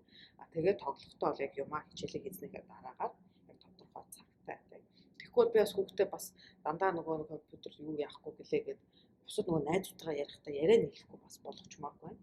Тэгэхээр юмд чинь бас нэг тийм дандаа нэг юм харт цагаан биш тий. Бүх юм чинь саарл штэ тий. Гэхдээ зүгээр ч ганц саарлах ч юмсаа арай илүү жоохон цагаан арай жоохон хардуу гэхээр олон байна штэ тий. Яг л тэгжил яах нь айгуу зүгээр санагддаг. Тэгээд яг тоглохтой зорилттой тоглохтой юм жижигхэн скрин дээр биш би шууд нөгөө телевиз дээр зааж өгөө залгаж өгөө арай том юм чинь тий. Хараанд нь сайн байхаа жишээ нь. Их мэдчлэгээр телевизээр бол ашигладаг. Гэтэ хаяад ашиглаж байгаа юм тий. Заримдаа бол ингээд жишээлбэл memory games гэдэг манай Монголын мундаг нөгөө оюуханы таримчдын тухай шоу одоо нэвтрүүлэг зөвхөн Netflix дээр гарсан шүү дээ. Одоо дааж байхгүй болсон мөлий. Тэгээд Netflix-ээр гарахт нь бид яг гэртэл үзлээс өөр арга байхгүй шүү дээ. Тэгэхэд бол яг зориод өстой гоё юм байна гэж үзээ. Ахиж үзмээрээс учраас давтаж үзээ. Гэх мэтчлэнгээр атоо тэр нэг үзэж байгаа явцсан ч гэсэн эрдэм телевиз үзээ сууждаг юм. Би ганцаараа үзээ сууждаг гэж гоё хамтдаа үзээл тэр ямар гоё байна гэл. Тэгэл тэр үе чинь нэг тийм нэг пассив гэдэг байгаа шүү дээ. Яг хамтдаа битээр нөгөө ном сум тоглолдог, нөгөө сакс тоглолдог цагтаа адилхан биш. Харьцангуй зүгээр тэнд байгаа юмыг хараад тэхгүй сууж байгаа ч гэсэн нөгөө хамтдаа яаж байгаа учраас хамтдаа гэсэн сэтгэлгээ бас үүсээд тэр надад айгүй чухал. Тэр телевиз үзэж болно. Гэхдээ тэр явцдаа нөгөө хүүхдтэй бондинг гэдэг шүү дээ. Тэр хүүхдтэйгээ тэр ойртох юмыг бол бас давхар хийвэл гоё. Ер нь жоохон давхар олон давхар ашигтай юм их жоохон дуртай.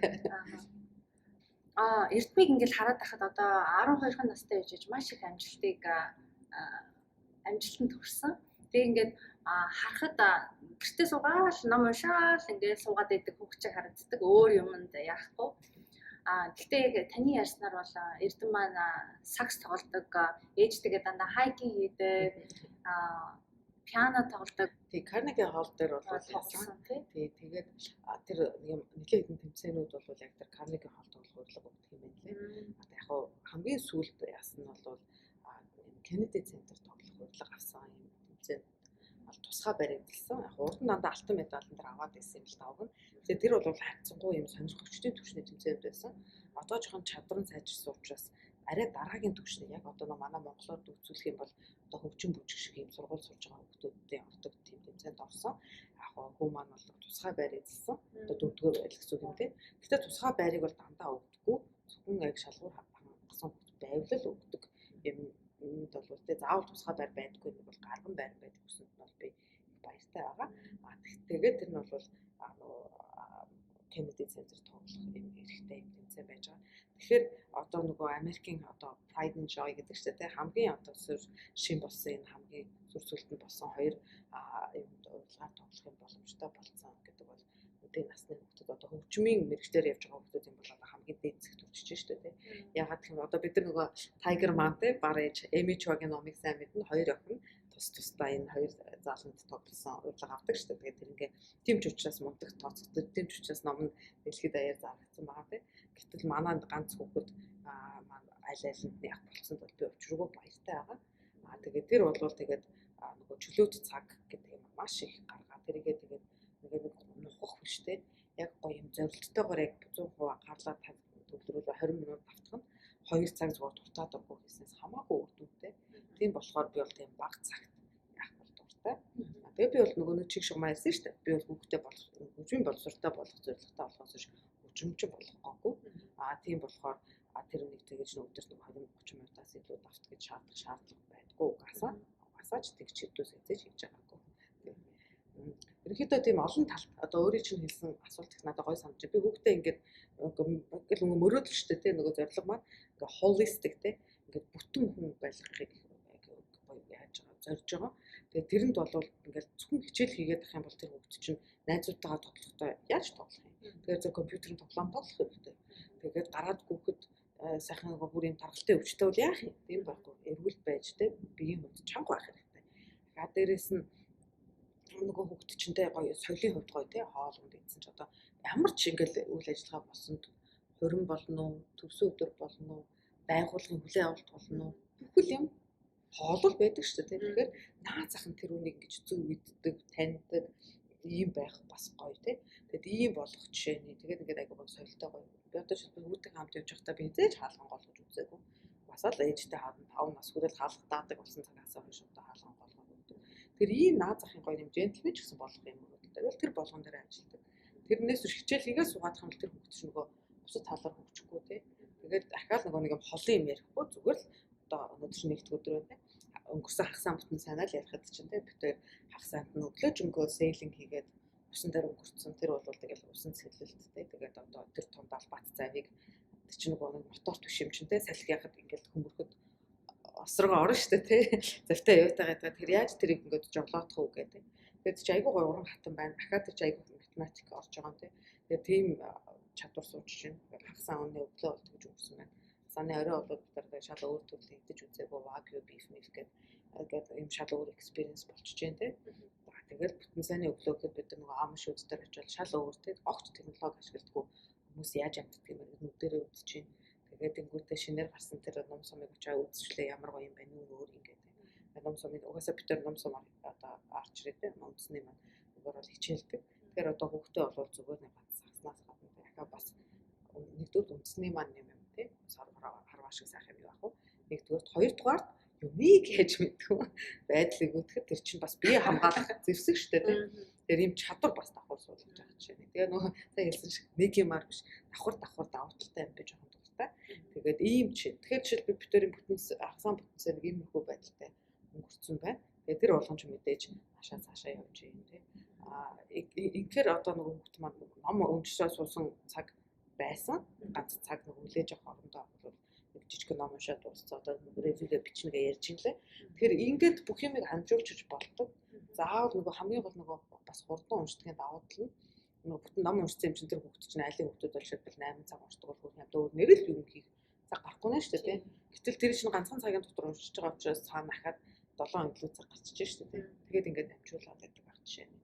Ингэж одоо цагаа зөв төлөвлөөд тэгээд бид нар өглөө босгоно. Хоёлаа одоо ийм юм газар явах учраас яг ийм юм цагт ийм юм амжуулсан байх хэрэгтэй гэдэг хоёлаа ярьцдаг. Тэгээд заримдаа дөгнөө ээж энэ төрөл зогсчвол илүү үр дүнтэй байж гэх юм ингээд эрдэм өөр санал гаргадаг. Тэгвэл нэрээ тийм байх өөрчилж байгаа юм. Гэхдээ өдөр эхлэхэд төлөвлөгөөгөө гаргацсан болохоор юуг орой эцэст амжуулсан байх хэрэгтэй вэ гэдгийг мэддэг. Зарим юм болгоныг төлөвлөөд авч айгуу тархинд бас айгуу хэрэггүй юмд тархиныхаа тэр эдсийг зарцуулмаар байна. Тэгэхээр жишээлбэл бид нар бол угаасаа 3 дахь юм уу бүтэнсээ өдөр 2 удаа гэрээ цэвэрлэдэг. Тийм учраас нөгөө бүр амар их цэвэрлэх шаардлагагүй дор жоохон байхад нь завар хаснам цэвэрлэж байгаа болохоор. Тэгээ тэр ингээд бүр ингээд хийсээр хагаад ингээд бодсон 3 дахь голчлоо одоо хийн мэн гэж төлөвлөдгөө. Зүгээр л нөгөө давцаар хагаад тэгэл зүгээр л хийдэг те.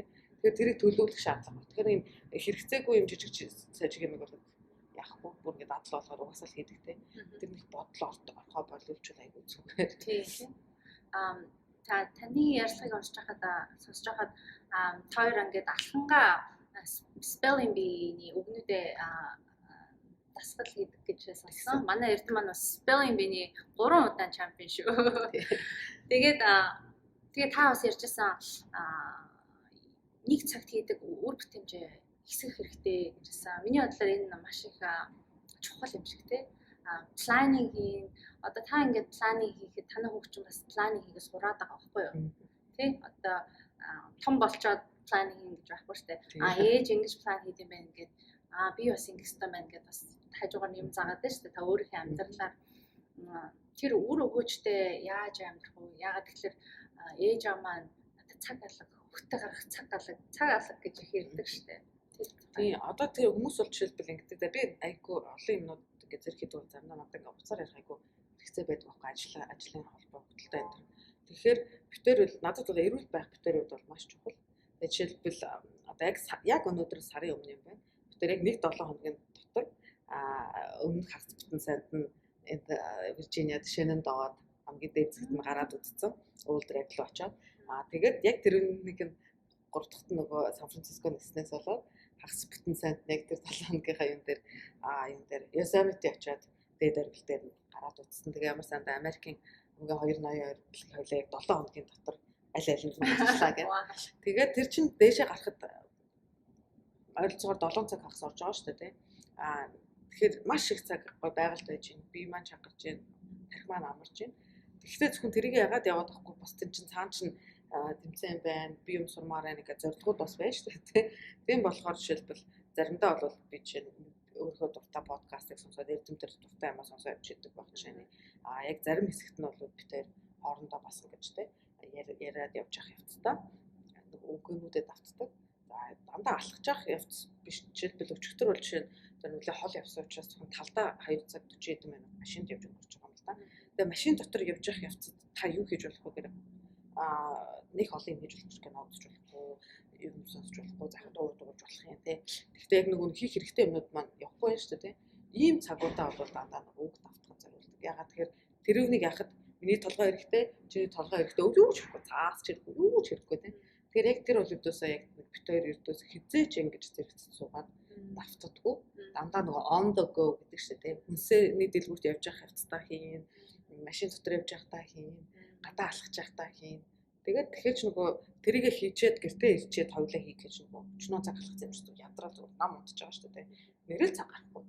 Гэтэл тэр цагаа өг бүтэмжтэй өнгөрөөчих юм бол чинь нөгөө ахал багтчихлаа шүү дээ. Бодсон бүх юм аа. Ингээх мэтчлэнгээр бол юмнуудыг бол бас давхар хийдэг. Жишээлбэл ууланд дэше авирж явах явцад бол жишээ нэг тийм чив чимээгүй байх зайлшгүй шаардлага байхгүй шүү дээ. Тэгвэл бол заримдаа бол бас байнга яриад байх бол энерги алддаг учраас бас дугуй байх гэсэн үг. Тэгэхээр зарим хэсэгт нь яг гоё юм дээр оргил моргил дээр гарцсан үедээ бол эсвэл дөгцөн үедээ хоёлаа за одоо нэг болиг гэдэг батгаа болоод тэгээ яг чив чимээг болоод гоё бэлтгэл хийгээд оргил дээр гарсан бол юу ч ярихгүй чив чимээгүй хэсэг байдаг гэж байна. Тэгэхээр яхаа л нөгөө гоё гоё хатан байж шүү дээ. Ямаагаа төлөвлөө хаана юугаа хийчихгүй хаана юугаа хийх эсвэл бүр яг хамгийн их хэсэгтэр нь бол яриж гээд дурстан яаж чадхаа байждаг шүү дээ. Тэр үед бол дугуй хахаас арга байхгүй. Гэтэл чи дахиад жоохон бэлээр нь алхаж явах үедээ бол хойлоо үгээд гараас гаргаж байгаа чинь. Тэгэхээр нөгөө ууланд авирж байгаа хайкинг хийж байгаа хавцтай ч гэсэн хизээнд давтах бай гэдэг чинь өөрөө бас ахаад төлөвлөлттэй зохион байгуулалт хэрэгтэй байна л гэсэн үг.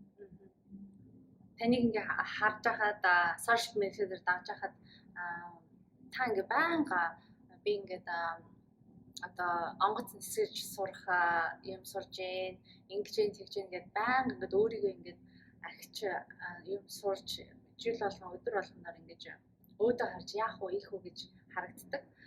Миний бодлоор аав ээж нар тийм байх хүүхдүүдэд аягүй их good example юм шиг байна тий. Тийм би энэ нь бол юм хоёр талтай яг үнийг хэлэхэд яг нэгдүгээр үлгэрл гээд би түр ярьсан юм чинь хүүхдээ үлгэрлж байгаа. Гэхдээ нөгөө талаас бас би айгүй олон хоббитой өгнө. Жишээлбэл өөрөө анзаарсан уу одоо манай том өрөөнд жишээлбэл нөгөө болроо гэд бид оромжсан юм чонын юу байсан. Тэр бол жишээлбэл өгнө би тим хийх дуртай байхгүй юу.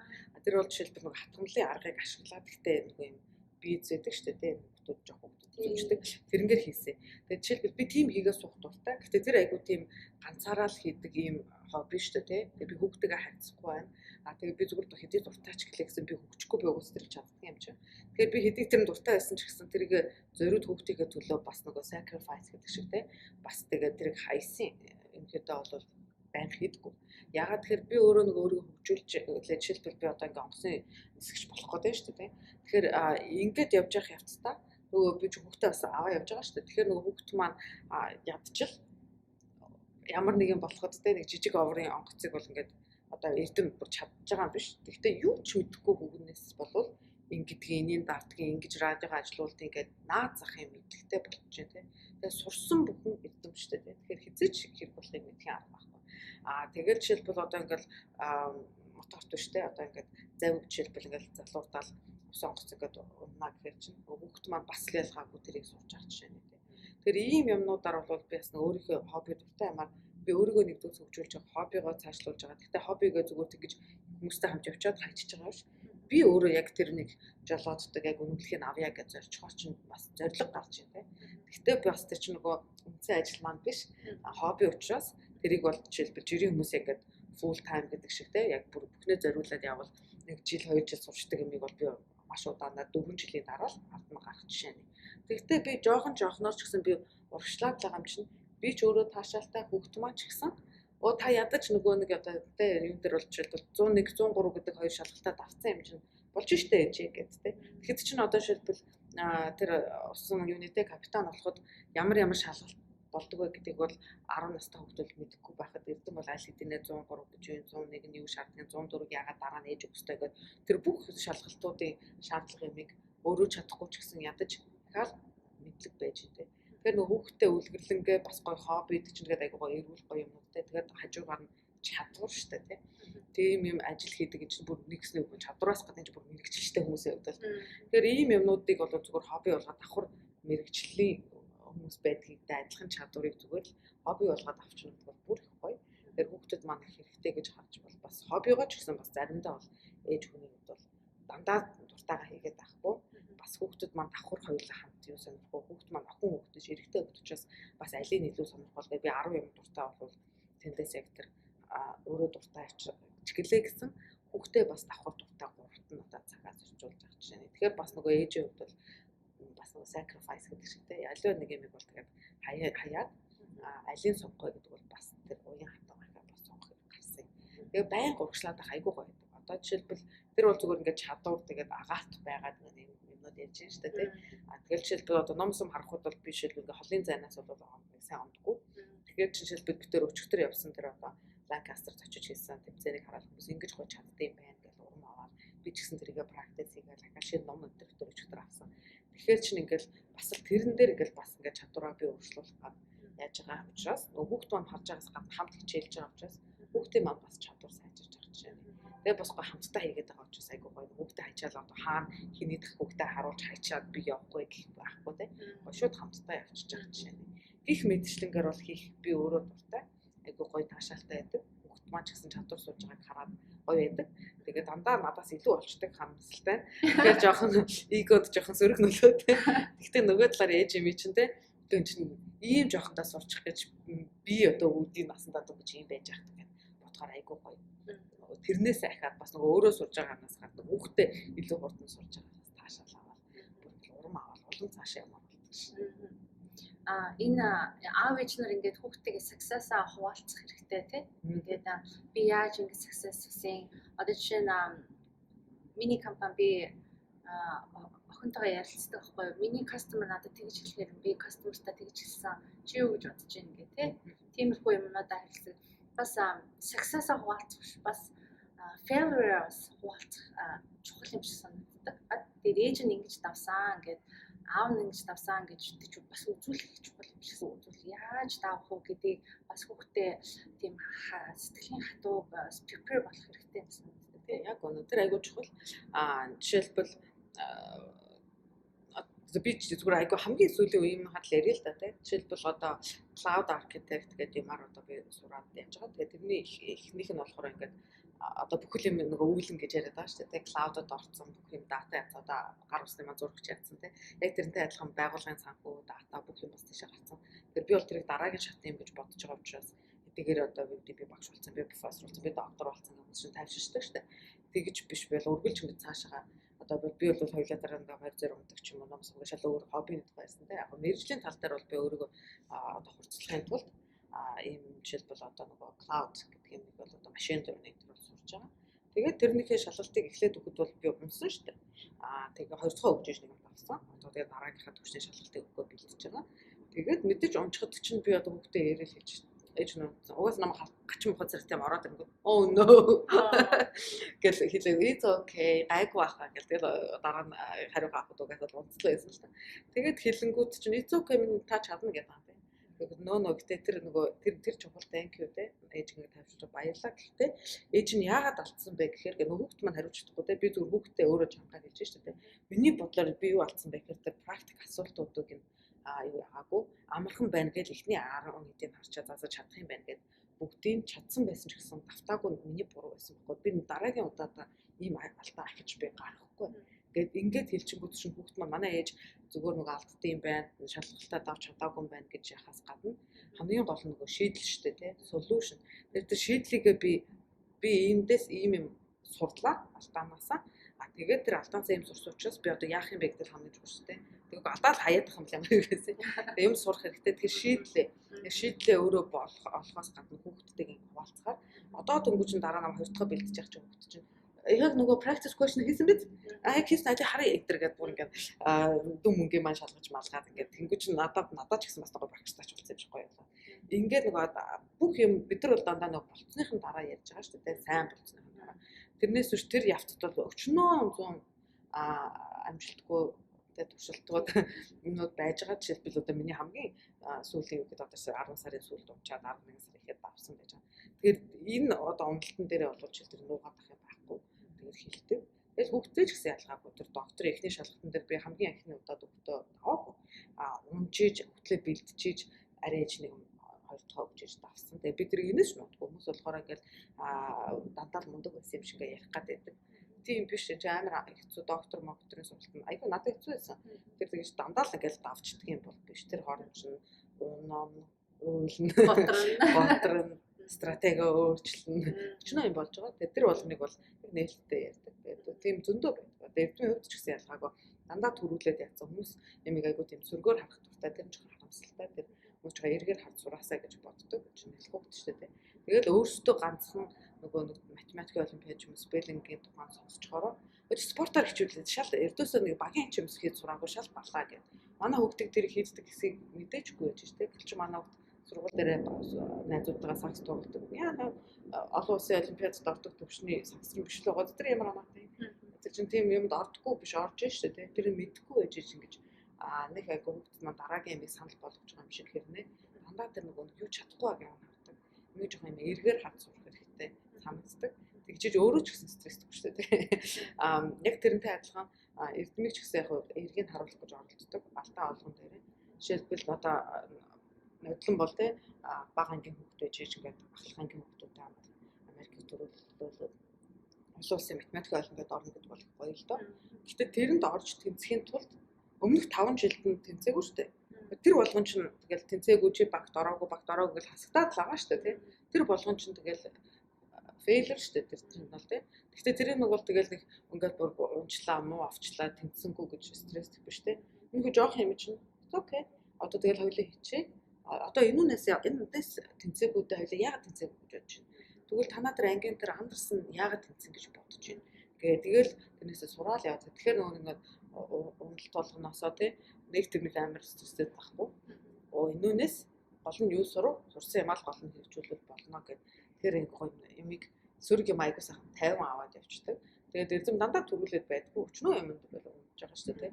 Тэр болгоны чинь мэдээж манай хөтөнд ороод тэнцээгүй гэж нөгөө хүн постлохгүй учраас тийм болтгүй гэж бодоод байдаг. Үүний цаана бол зөндөө тийм байж амжилтанд хүрч байгаа. Тийм болохоор тэр үнийг бол нэг амар одоо өдөөс тэр нэг санаа манайхаа байсан. Би ч тоодгүй, эрдэмч тоодгүй тэгэл окей жоохон тийм байна гэж яг тэгээд өмнө хэлсэн шүү дээ. За эхний өдөр учраас аюу би яг дөнгөж цай муу хариу авах учраас ээж нь жоохон стресстэй байна. Ээжтэй нэг цай аяг цай хийгээд ирээч гэдэг ч юм уу. Тэгэхээр нөгөө хүүхд чинь стресстэй байна гэхэд чинь би юу ч хийж чадахгүй нээжтэйгээд айгу гонхтой байгаа шүү дээ. Тэгэхээр цай хийгээд өгөөч гэдэг ч юм уу нэг юм хүүхдтэй нэг юм амархан юм хэлээд өгчгөө хүүхд чи аваад ирэнгүүт угаасаа л надад таалагдсан. Гэтэ нөгөө талаар яг ч айгу гоё ээжтэй нэмэртэй л шийдвэр бүр ингээд амар стресстэй байсан ингээд сайхан хүүгийн хийсэн цаг уугаад бүр нэг сайхан болчлоо гэхэд хүүхд маань бас надад тусалсан юм шиг болоод хүүхд маань бас давхар стресстэйгүй те гоё ингээд тайвшрал авч явах чинь. Тэгэхээр нөгөө нэг ээж байх нь хэцүү юм те яг тэрнтэй огн тэр өдөр чиг би айгу гонхраад уйлж муулаад тэр мэр толгойнхаа дээр тамир байсан байхгүй юу гэх нь болоод гэхдээ биста явдаа мавдаа гэдэг. Тэгэхдээ тэгмэр байсан ч гэсэн нөгөө талаар би юу хэлүүлж байгаа гэхээр алтаагаа гоё 50-аар хүлээж авъя. Эндээс урсан юм а хэлээд тэгээд нөгөө талаас хүүхдээ бас давхар сонь болгочихгүй тулд те нэг таск өгчий тэгээд яачих харна гэдэг тавьшуулаа гэдэг хэлчихгээд унтсан хойноор уулмаар л тэргээ итгэж шинэ те. Тэгэхээр бас нөгөө байнгын ээж хүний хувьд бол те тэгээд дураараа өөрөөрөө байж болохгүй. Бас зарим нэг юм нөгөө хүүхдтэй үлдүүлж байгаа юм байдлыг үзүүлж байгаа учраас тийм бодолтой байхаас өөр аргагүй болдог. Тэр нь заримдаа сэтгэл санааны хувьд бол өөрийгөө бариад хизээ юм гаргаж хизээ юм гаргахгүй байхаас бодох хэрэгтэй болчдөг. Тэр нь жоохон хэцүү л дээ. Тэгээд ээж байхыг хэн авах гэсэн те угаасаа.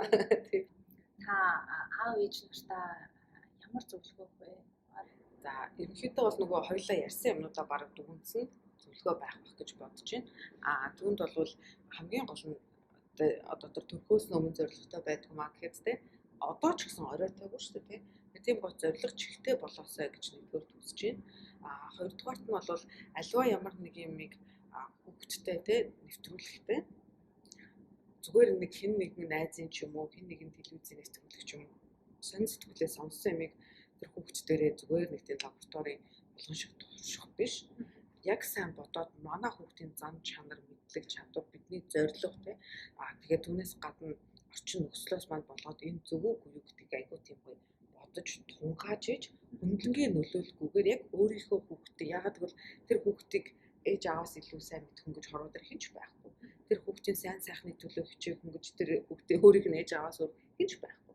Тэгэхээр яг та нарыг түүнийг яг маш сайн ухамсарлаад тэгээд түүнийхээ төлөө тэг шийдвэр гаргахгүй манай урнаа тиймд яасан юм шиг хамтд нь явуулчихъя гэх тэр нь усан ч юм уу болоогүй ч юм уу биш те тэрийг бас хараасаа гэж боддог. Гуравдугаарт бол би аливаа бас юм гоо сургалтын хөгжүүлэх юмнуудыг бол би маш зөв гэж боддог. Гэхдээ тэр яг авиадлахын ямиг ямар багшаар заалгаснаас хамаарат тэр хүүхэд сурчч болно бүр дугуйч болж болно. Тэгэхээр тэр нөгөө багшийн арга зүй гэдэг юмыг зүгээр л одоо комон сайн гэхээр ч юм уу те тэрэнд авиж хаях биш. Тэр төвд чинь дотор нь зөндөө олон багш байгаа шүү дээ. Аль нь яг манай хүүхдийн зан характерт бидний чигс шугамд яг ижил зүгт харж ийнвэ гэдгийг бас бодож сонгоосоо гэж боддог. Тэгээд би угаасаа нь хэлсэн те зорилгот маань угаасаа эрүүл гэдэг нь бол бие махбодын гасгаад те сэтгэл санааны үйл сэтгцэн үед эрүүл байх маш чухал. Тэгэхээр ийм болох одоо одоо тэр чухал учраас түүний төлөө яг нөгөө зорилгоо тодорхойлж байгаа чинь юу хамгийн чухлаа мэдчихэж байгаа учраас яг тэрэндээ яг зорих хэрэгтэй шүү дээ. Тэгээ яг тэгж зорих хэрэгтэй. Тэгээд хамгийн сүүлд нь бол үлгэрлэхгүй бол хүүхэд угаасаа ер нь юм хийдэггүй юм шиг байна лээ. Би зөв хүүхдэрээ харахаар тэрээс би нэг нь хүүхд хүмүүсийн талаа бүхнийг мэдсэн хүн биш. Зөв хүмүүс надаас асуугаад байгаа бодохоор ерөнхийдөө нэг ганц нэг юм маань бас онцсон юм шиг байна гэж бодож байгаа. Тэгвэл ерөнхийдөө бол яг миний хамгийн яг бүр хэзээч өөрөө чиг шугамаасаа гараагүй тууштай хийсэн ганц юм бол үлгэрлэх. Хэзээч би эрдмээс цөөхөн ном уншиж байгаагүй. Яг маань нөхөр одоо илүү хурдан уншдаг учраас илүү олон уншаад байгаа. Тэгтэл эрдэм яг илүү ном уншиж байгаа чинь би нэг өөрийнхөө мэрэгжлийн юмыг уншиж штэ тий. Тэгэл хэрвээ тэр ном байсан бол тэр чинь ингээд дүүцхээр юм байна штэ тий. Тэр ингэж байсан. Тэгээд тэр дадал суулгахын тулд бол өвдөөсөө манайхан нэг юм сонсч бол тий. За одоо ёстой өнөөдөр гэл эхлээл тэгээд нэг хэд хоног явж байгаа хайчдаг тий. Хамгийн гол юм бол тууштай байх. Тэгээд тэр тууштай гэдэг бол жишээлбэл бид төр өдөр болгоно жоохон ч хамаагүй уншдаг гэсэн шүү дээ тий. Тэгээд заримдаа завгүй өдөр 5 минут ч байсан хамаагүй. Хэзээ ч ном уншихгүй өдөр гэж байдгүй. Бүр баг багт ном уншиж сурахын тулд бүр яг би өөрөө өдөрөө суулгаад уншиж байгаа шүү дээ. Нэг ч өдөр алхасч байгаагүй. Тэгээд тэрийг бол одоо хамгийн драматик тий хамгийн сүржим нөхцөл маань бол яг битээ нэг 3 настад нь яг 3 насны төрсөн өдрөөс эхэлж уншуулсан. Тэгээд 10 сарын яг Крисмсийн үеэр би тэгэл Лас Вегас явсан байхгүй. Тэгээд явхдаа 4 хоног гээд хүүхдийн авчи зузааны хүнд байдаг штэ тэр хатуу авцсан байна. Тэгээд нөгөө нэг тийш ганц нөгөө carry on тавьж байгаа штэ. Тэгээд тэр нөгөө дөрөв хийсэн чинь бомын чинь баг дүүчж байгаа байхгүй. Тэгээд манай гэрийнхэн бүгдээрээ ёо ээж мэж бүгдээрээ тэгж байгаа. Бол хүн сүртэй 4 хоног амарч юу л болоо гэж. Тэр биш. Нэг л дадал алдагдсан болвол тэгэл алдагдсан. Нэг хоног нэгддэггүй. Яг л тийм учраас нөгөө тэгээд тэр юу ч гэсэн байсан. Тэгвэл болохгүй би илүү солих хувц авахгүй юм сүртэй ингээд гэж жагаад аваа явж байсан.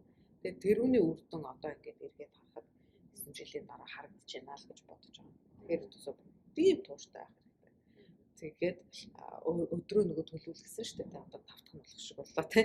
Тэгээд тэргээ төлөвлөчгөөр чинь жишээлбэл одоо юу гэдэг танаа хүүхдийн төсөө өдөрт битэр очих байсан гэж бодъё тий. Тэгэхээр өдөрж байгаа за орой айгүй ядраад ирэх юм чинь намаа уншдаг ч юм уу хийх юм бол битэр танаад очихоос өмнө хийх хэрэгтэй болох нь шүү дээ тий.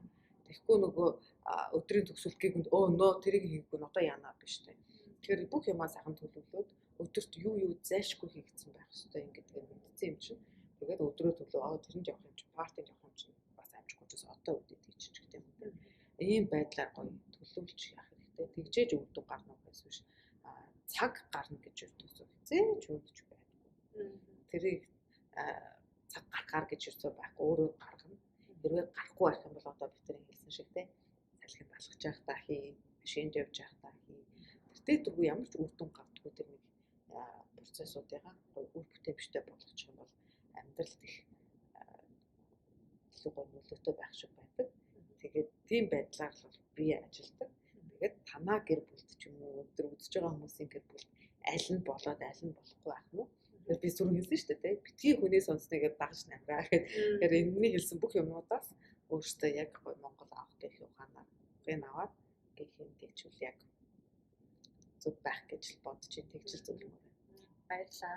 Би Эрдмийг бас 10-20 минут чамайг өдөр болгон пиано нөгөө төгөлдөр хуур, морин хуураа бас давтдаг гэж сонссон. Тэр бас л нөгөө дадлын л юм тий. Тэгээд одоо бол нөгөө төгөлдөр хууртаа нэлээд сайн болцсон учраас өдөр болгон давтгаа болцсон. За багш нь сонсоод тург байгаа. Тэгэхдээ өөрөө тэр нэг давтна гэж бодож давтгаа болцсон. Өөрөө ингээл гэрийн даалгавраа хийгээ суужснаа гүг юм босчоо төгөлдөр хуураа дарж идэг. Тэр нь тайвшрал болсон. Тэр нь амралт болсон. Тэрнээс биш төгөлдөр хураа давтах хэвээр 20 минут гэж болцсон. Тэр тийм левелд хүрчдэг юм. Та нар тууштай явбал. Тэр одоо Эрдмийн хувьд бол төгөлдөр хураа дарагдвал цэвэр амралт.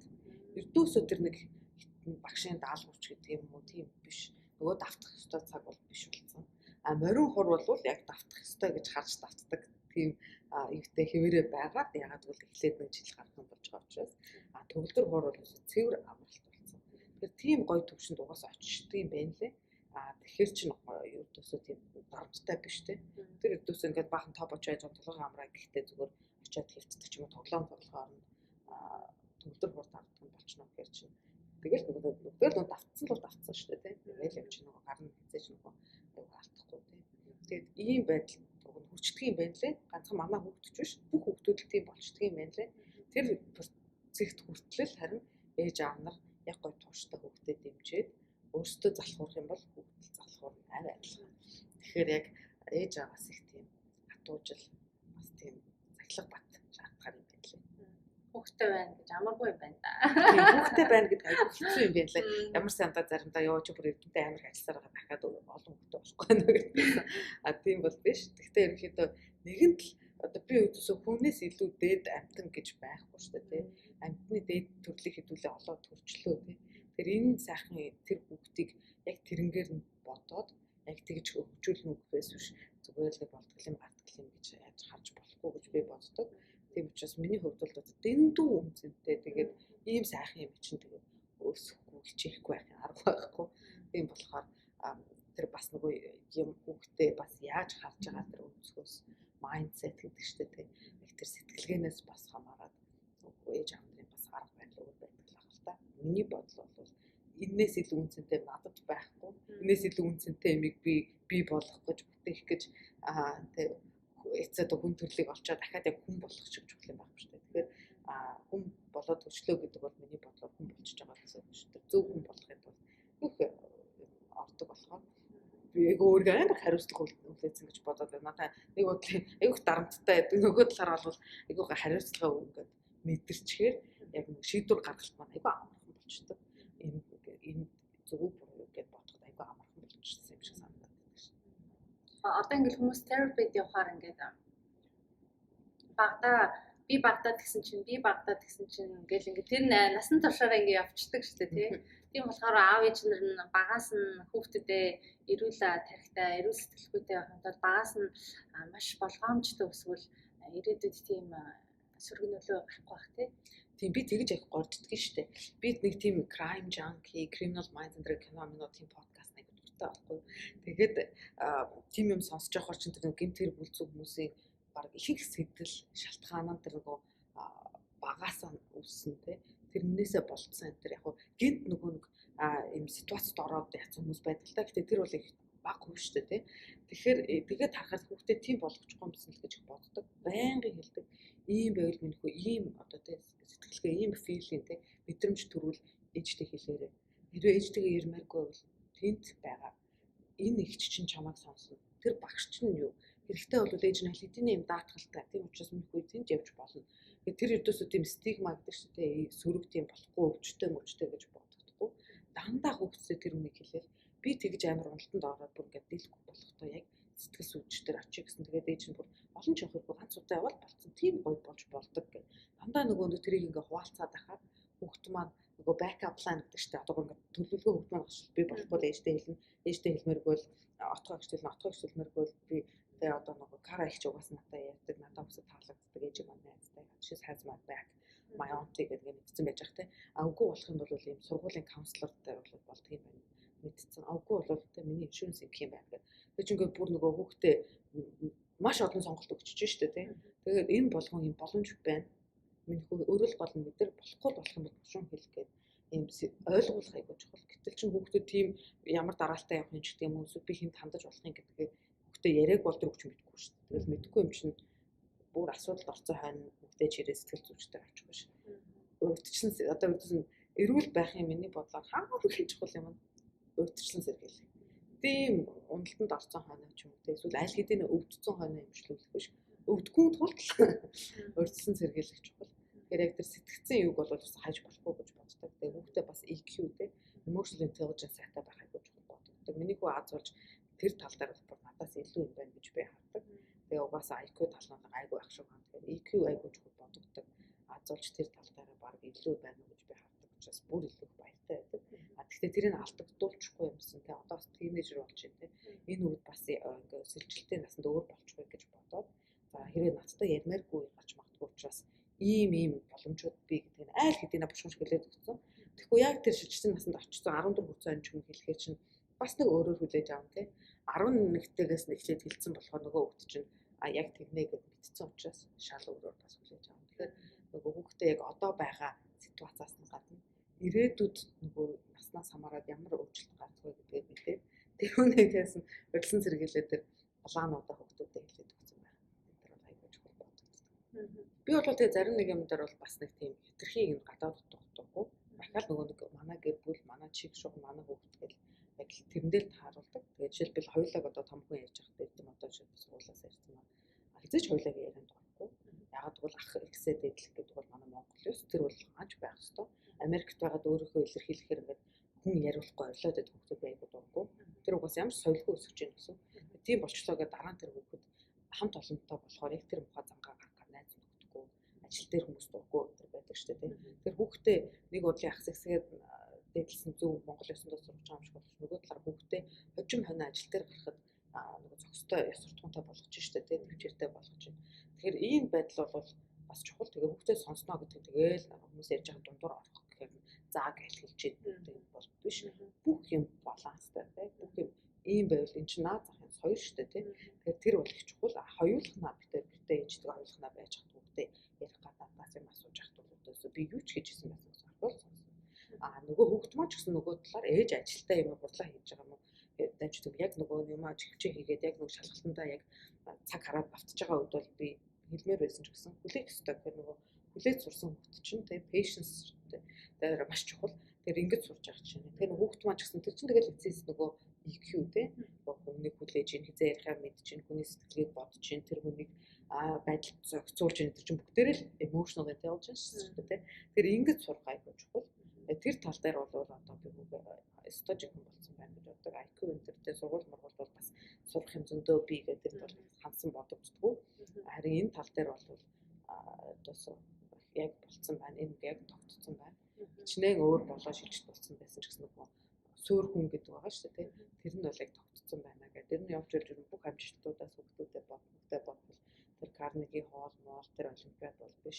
Яг юм нэг өөрийгөө авч явж байгаа тэр нэг сэтгэлгээ хүнийг өвдсөн байхад туслая гэсэн сэтгэлгээ намайг царай хараад нэгэн болохоо хэлсэн байна да яасан ээжээ гэдээ асууж чадж байгаа тэр таньж байгаа тэр байдал бол өдөөс хамгийн том амжилт гэж би боддог.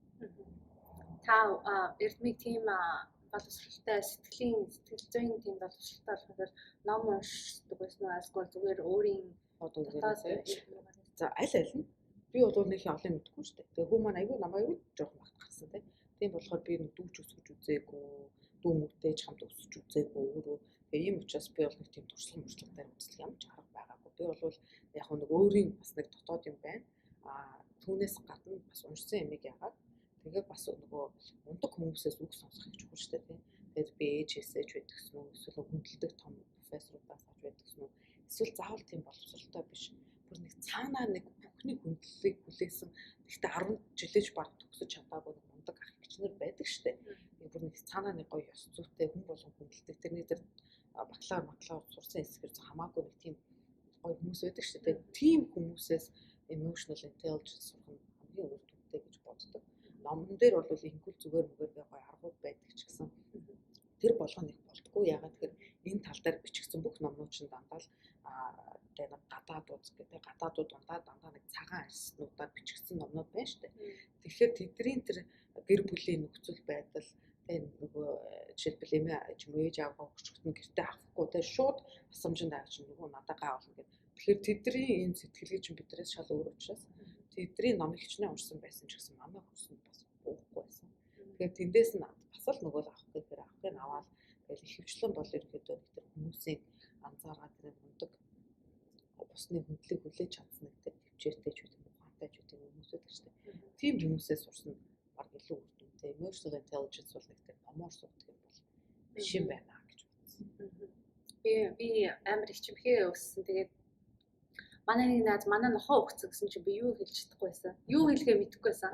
Уучлаарай нохоо ч өгсөн уучлаарай гэж би юу хэлгээ мэдэхгүй байсан. Би тэгээ бодчихсан хүүхдээ хүн ингээд уйтгартай хахад тий лос болохоо тий тийм ингээд ингийн бэлтгэн тий хүн ингээд баяртайгаа тийм хэлдэг ингээд хамт баяр баясгалын гонгийн ингээд хамтдаа ингээд хуваалцдаг гэдгийг бас зааж маш чухал юм шиг тий тэгэхээр би ингээд яахаа мэдгүй байсан. Би одоо тэр бодогдоод тэр нь тэгээ хэлчихгүй яа та.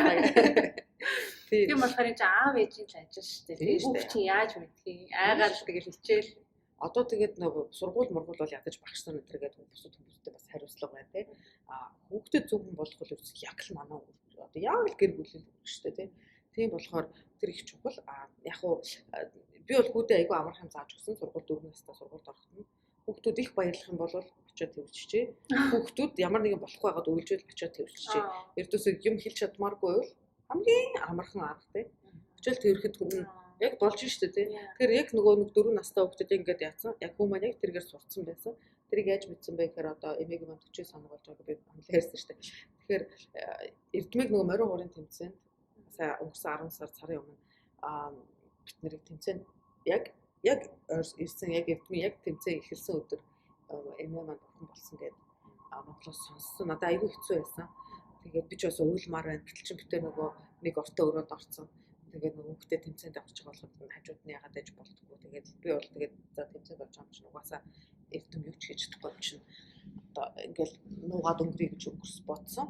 Тэгэл яачаал маргааш нь болоод 2 хоног болоод тэмцээнд дуусаал ердөөсөө би өөрөө яаж яах нөгөө морин хуурын манай монгол хүн байна гэдэг морин хуурын чуулган 50 60 хүн зэрэг морин хуур дараад яаж яах талуу хэлхэн натдаг дараад угаасаа надгүй гонхтой ихтгэл тэнд байсан бүх хүмүүс уйлсан. Тэгээд тэрнгээр далиндуулаад уйлаад айгуу сайхан тавьшаа. Тэгээд яс чи энэ дуу тийм гоё юм өдрэмэн нэр бүгдэрийг уйлж байгааг би харсан л та. Энэ дууны энэ үгийг танаад заагаад өгөөрэй гэдэг тавьж байгаа шаардлага ч надад айгуу гоё таалагдсан. Тэгээд нөгөө талаар яасан ч үгүй ээжийнх ингээд эмээ ингээд өгсөн байхгүй ээж чамд хэлээг өчигдөр би мэдсэн гэдгсэн чинь яг нөгөө нэг айл дөрөвтэй зааж гисэн гэд нэрээ тэрж байгаа. Тэгээд надад амар гоё яасан. Тэр ерөнхийдөө хүүхдээ хамгийн зөв заасны илэрхийлсэн байна. Тэр үед айгүй хэцүү байсан. Хүүхдээ тэмцээнд арын даахтай очсон байдаг. Тэгээд чи манай морин хуур болохоор ингээд цаанаа сэтгэл өвдөөд. Дахиад дээрэс нь эмээ маань 100 хэсэгч шүү дээ. Тийм байж хат би 20 жил хараагүй ингээд өнгөрөөч гэж нэрлсэн. Дааж явдаг гэдэг өөр айгүй харамссан. Тэгээд тэр гонёо бол тэгээд яг нэг тэмцээнд дууссан дараа хүүхдээ хэлээл хоёлаа хамтаа өгүүлээл.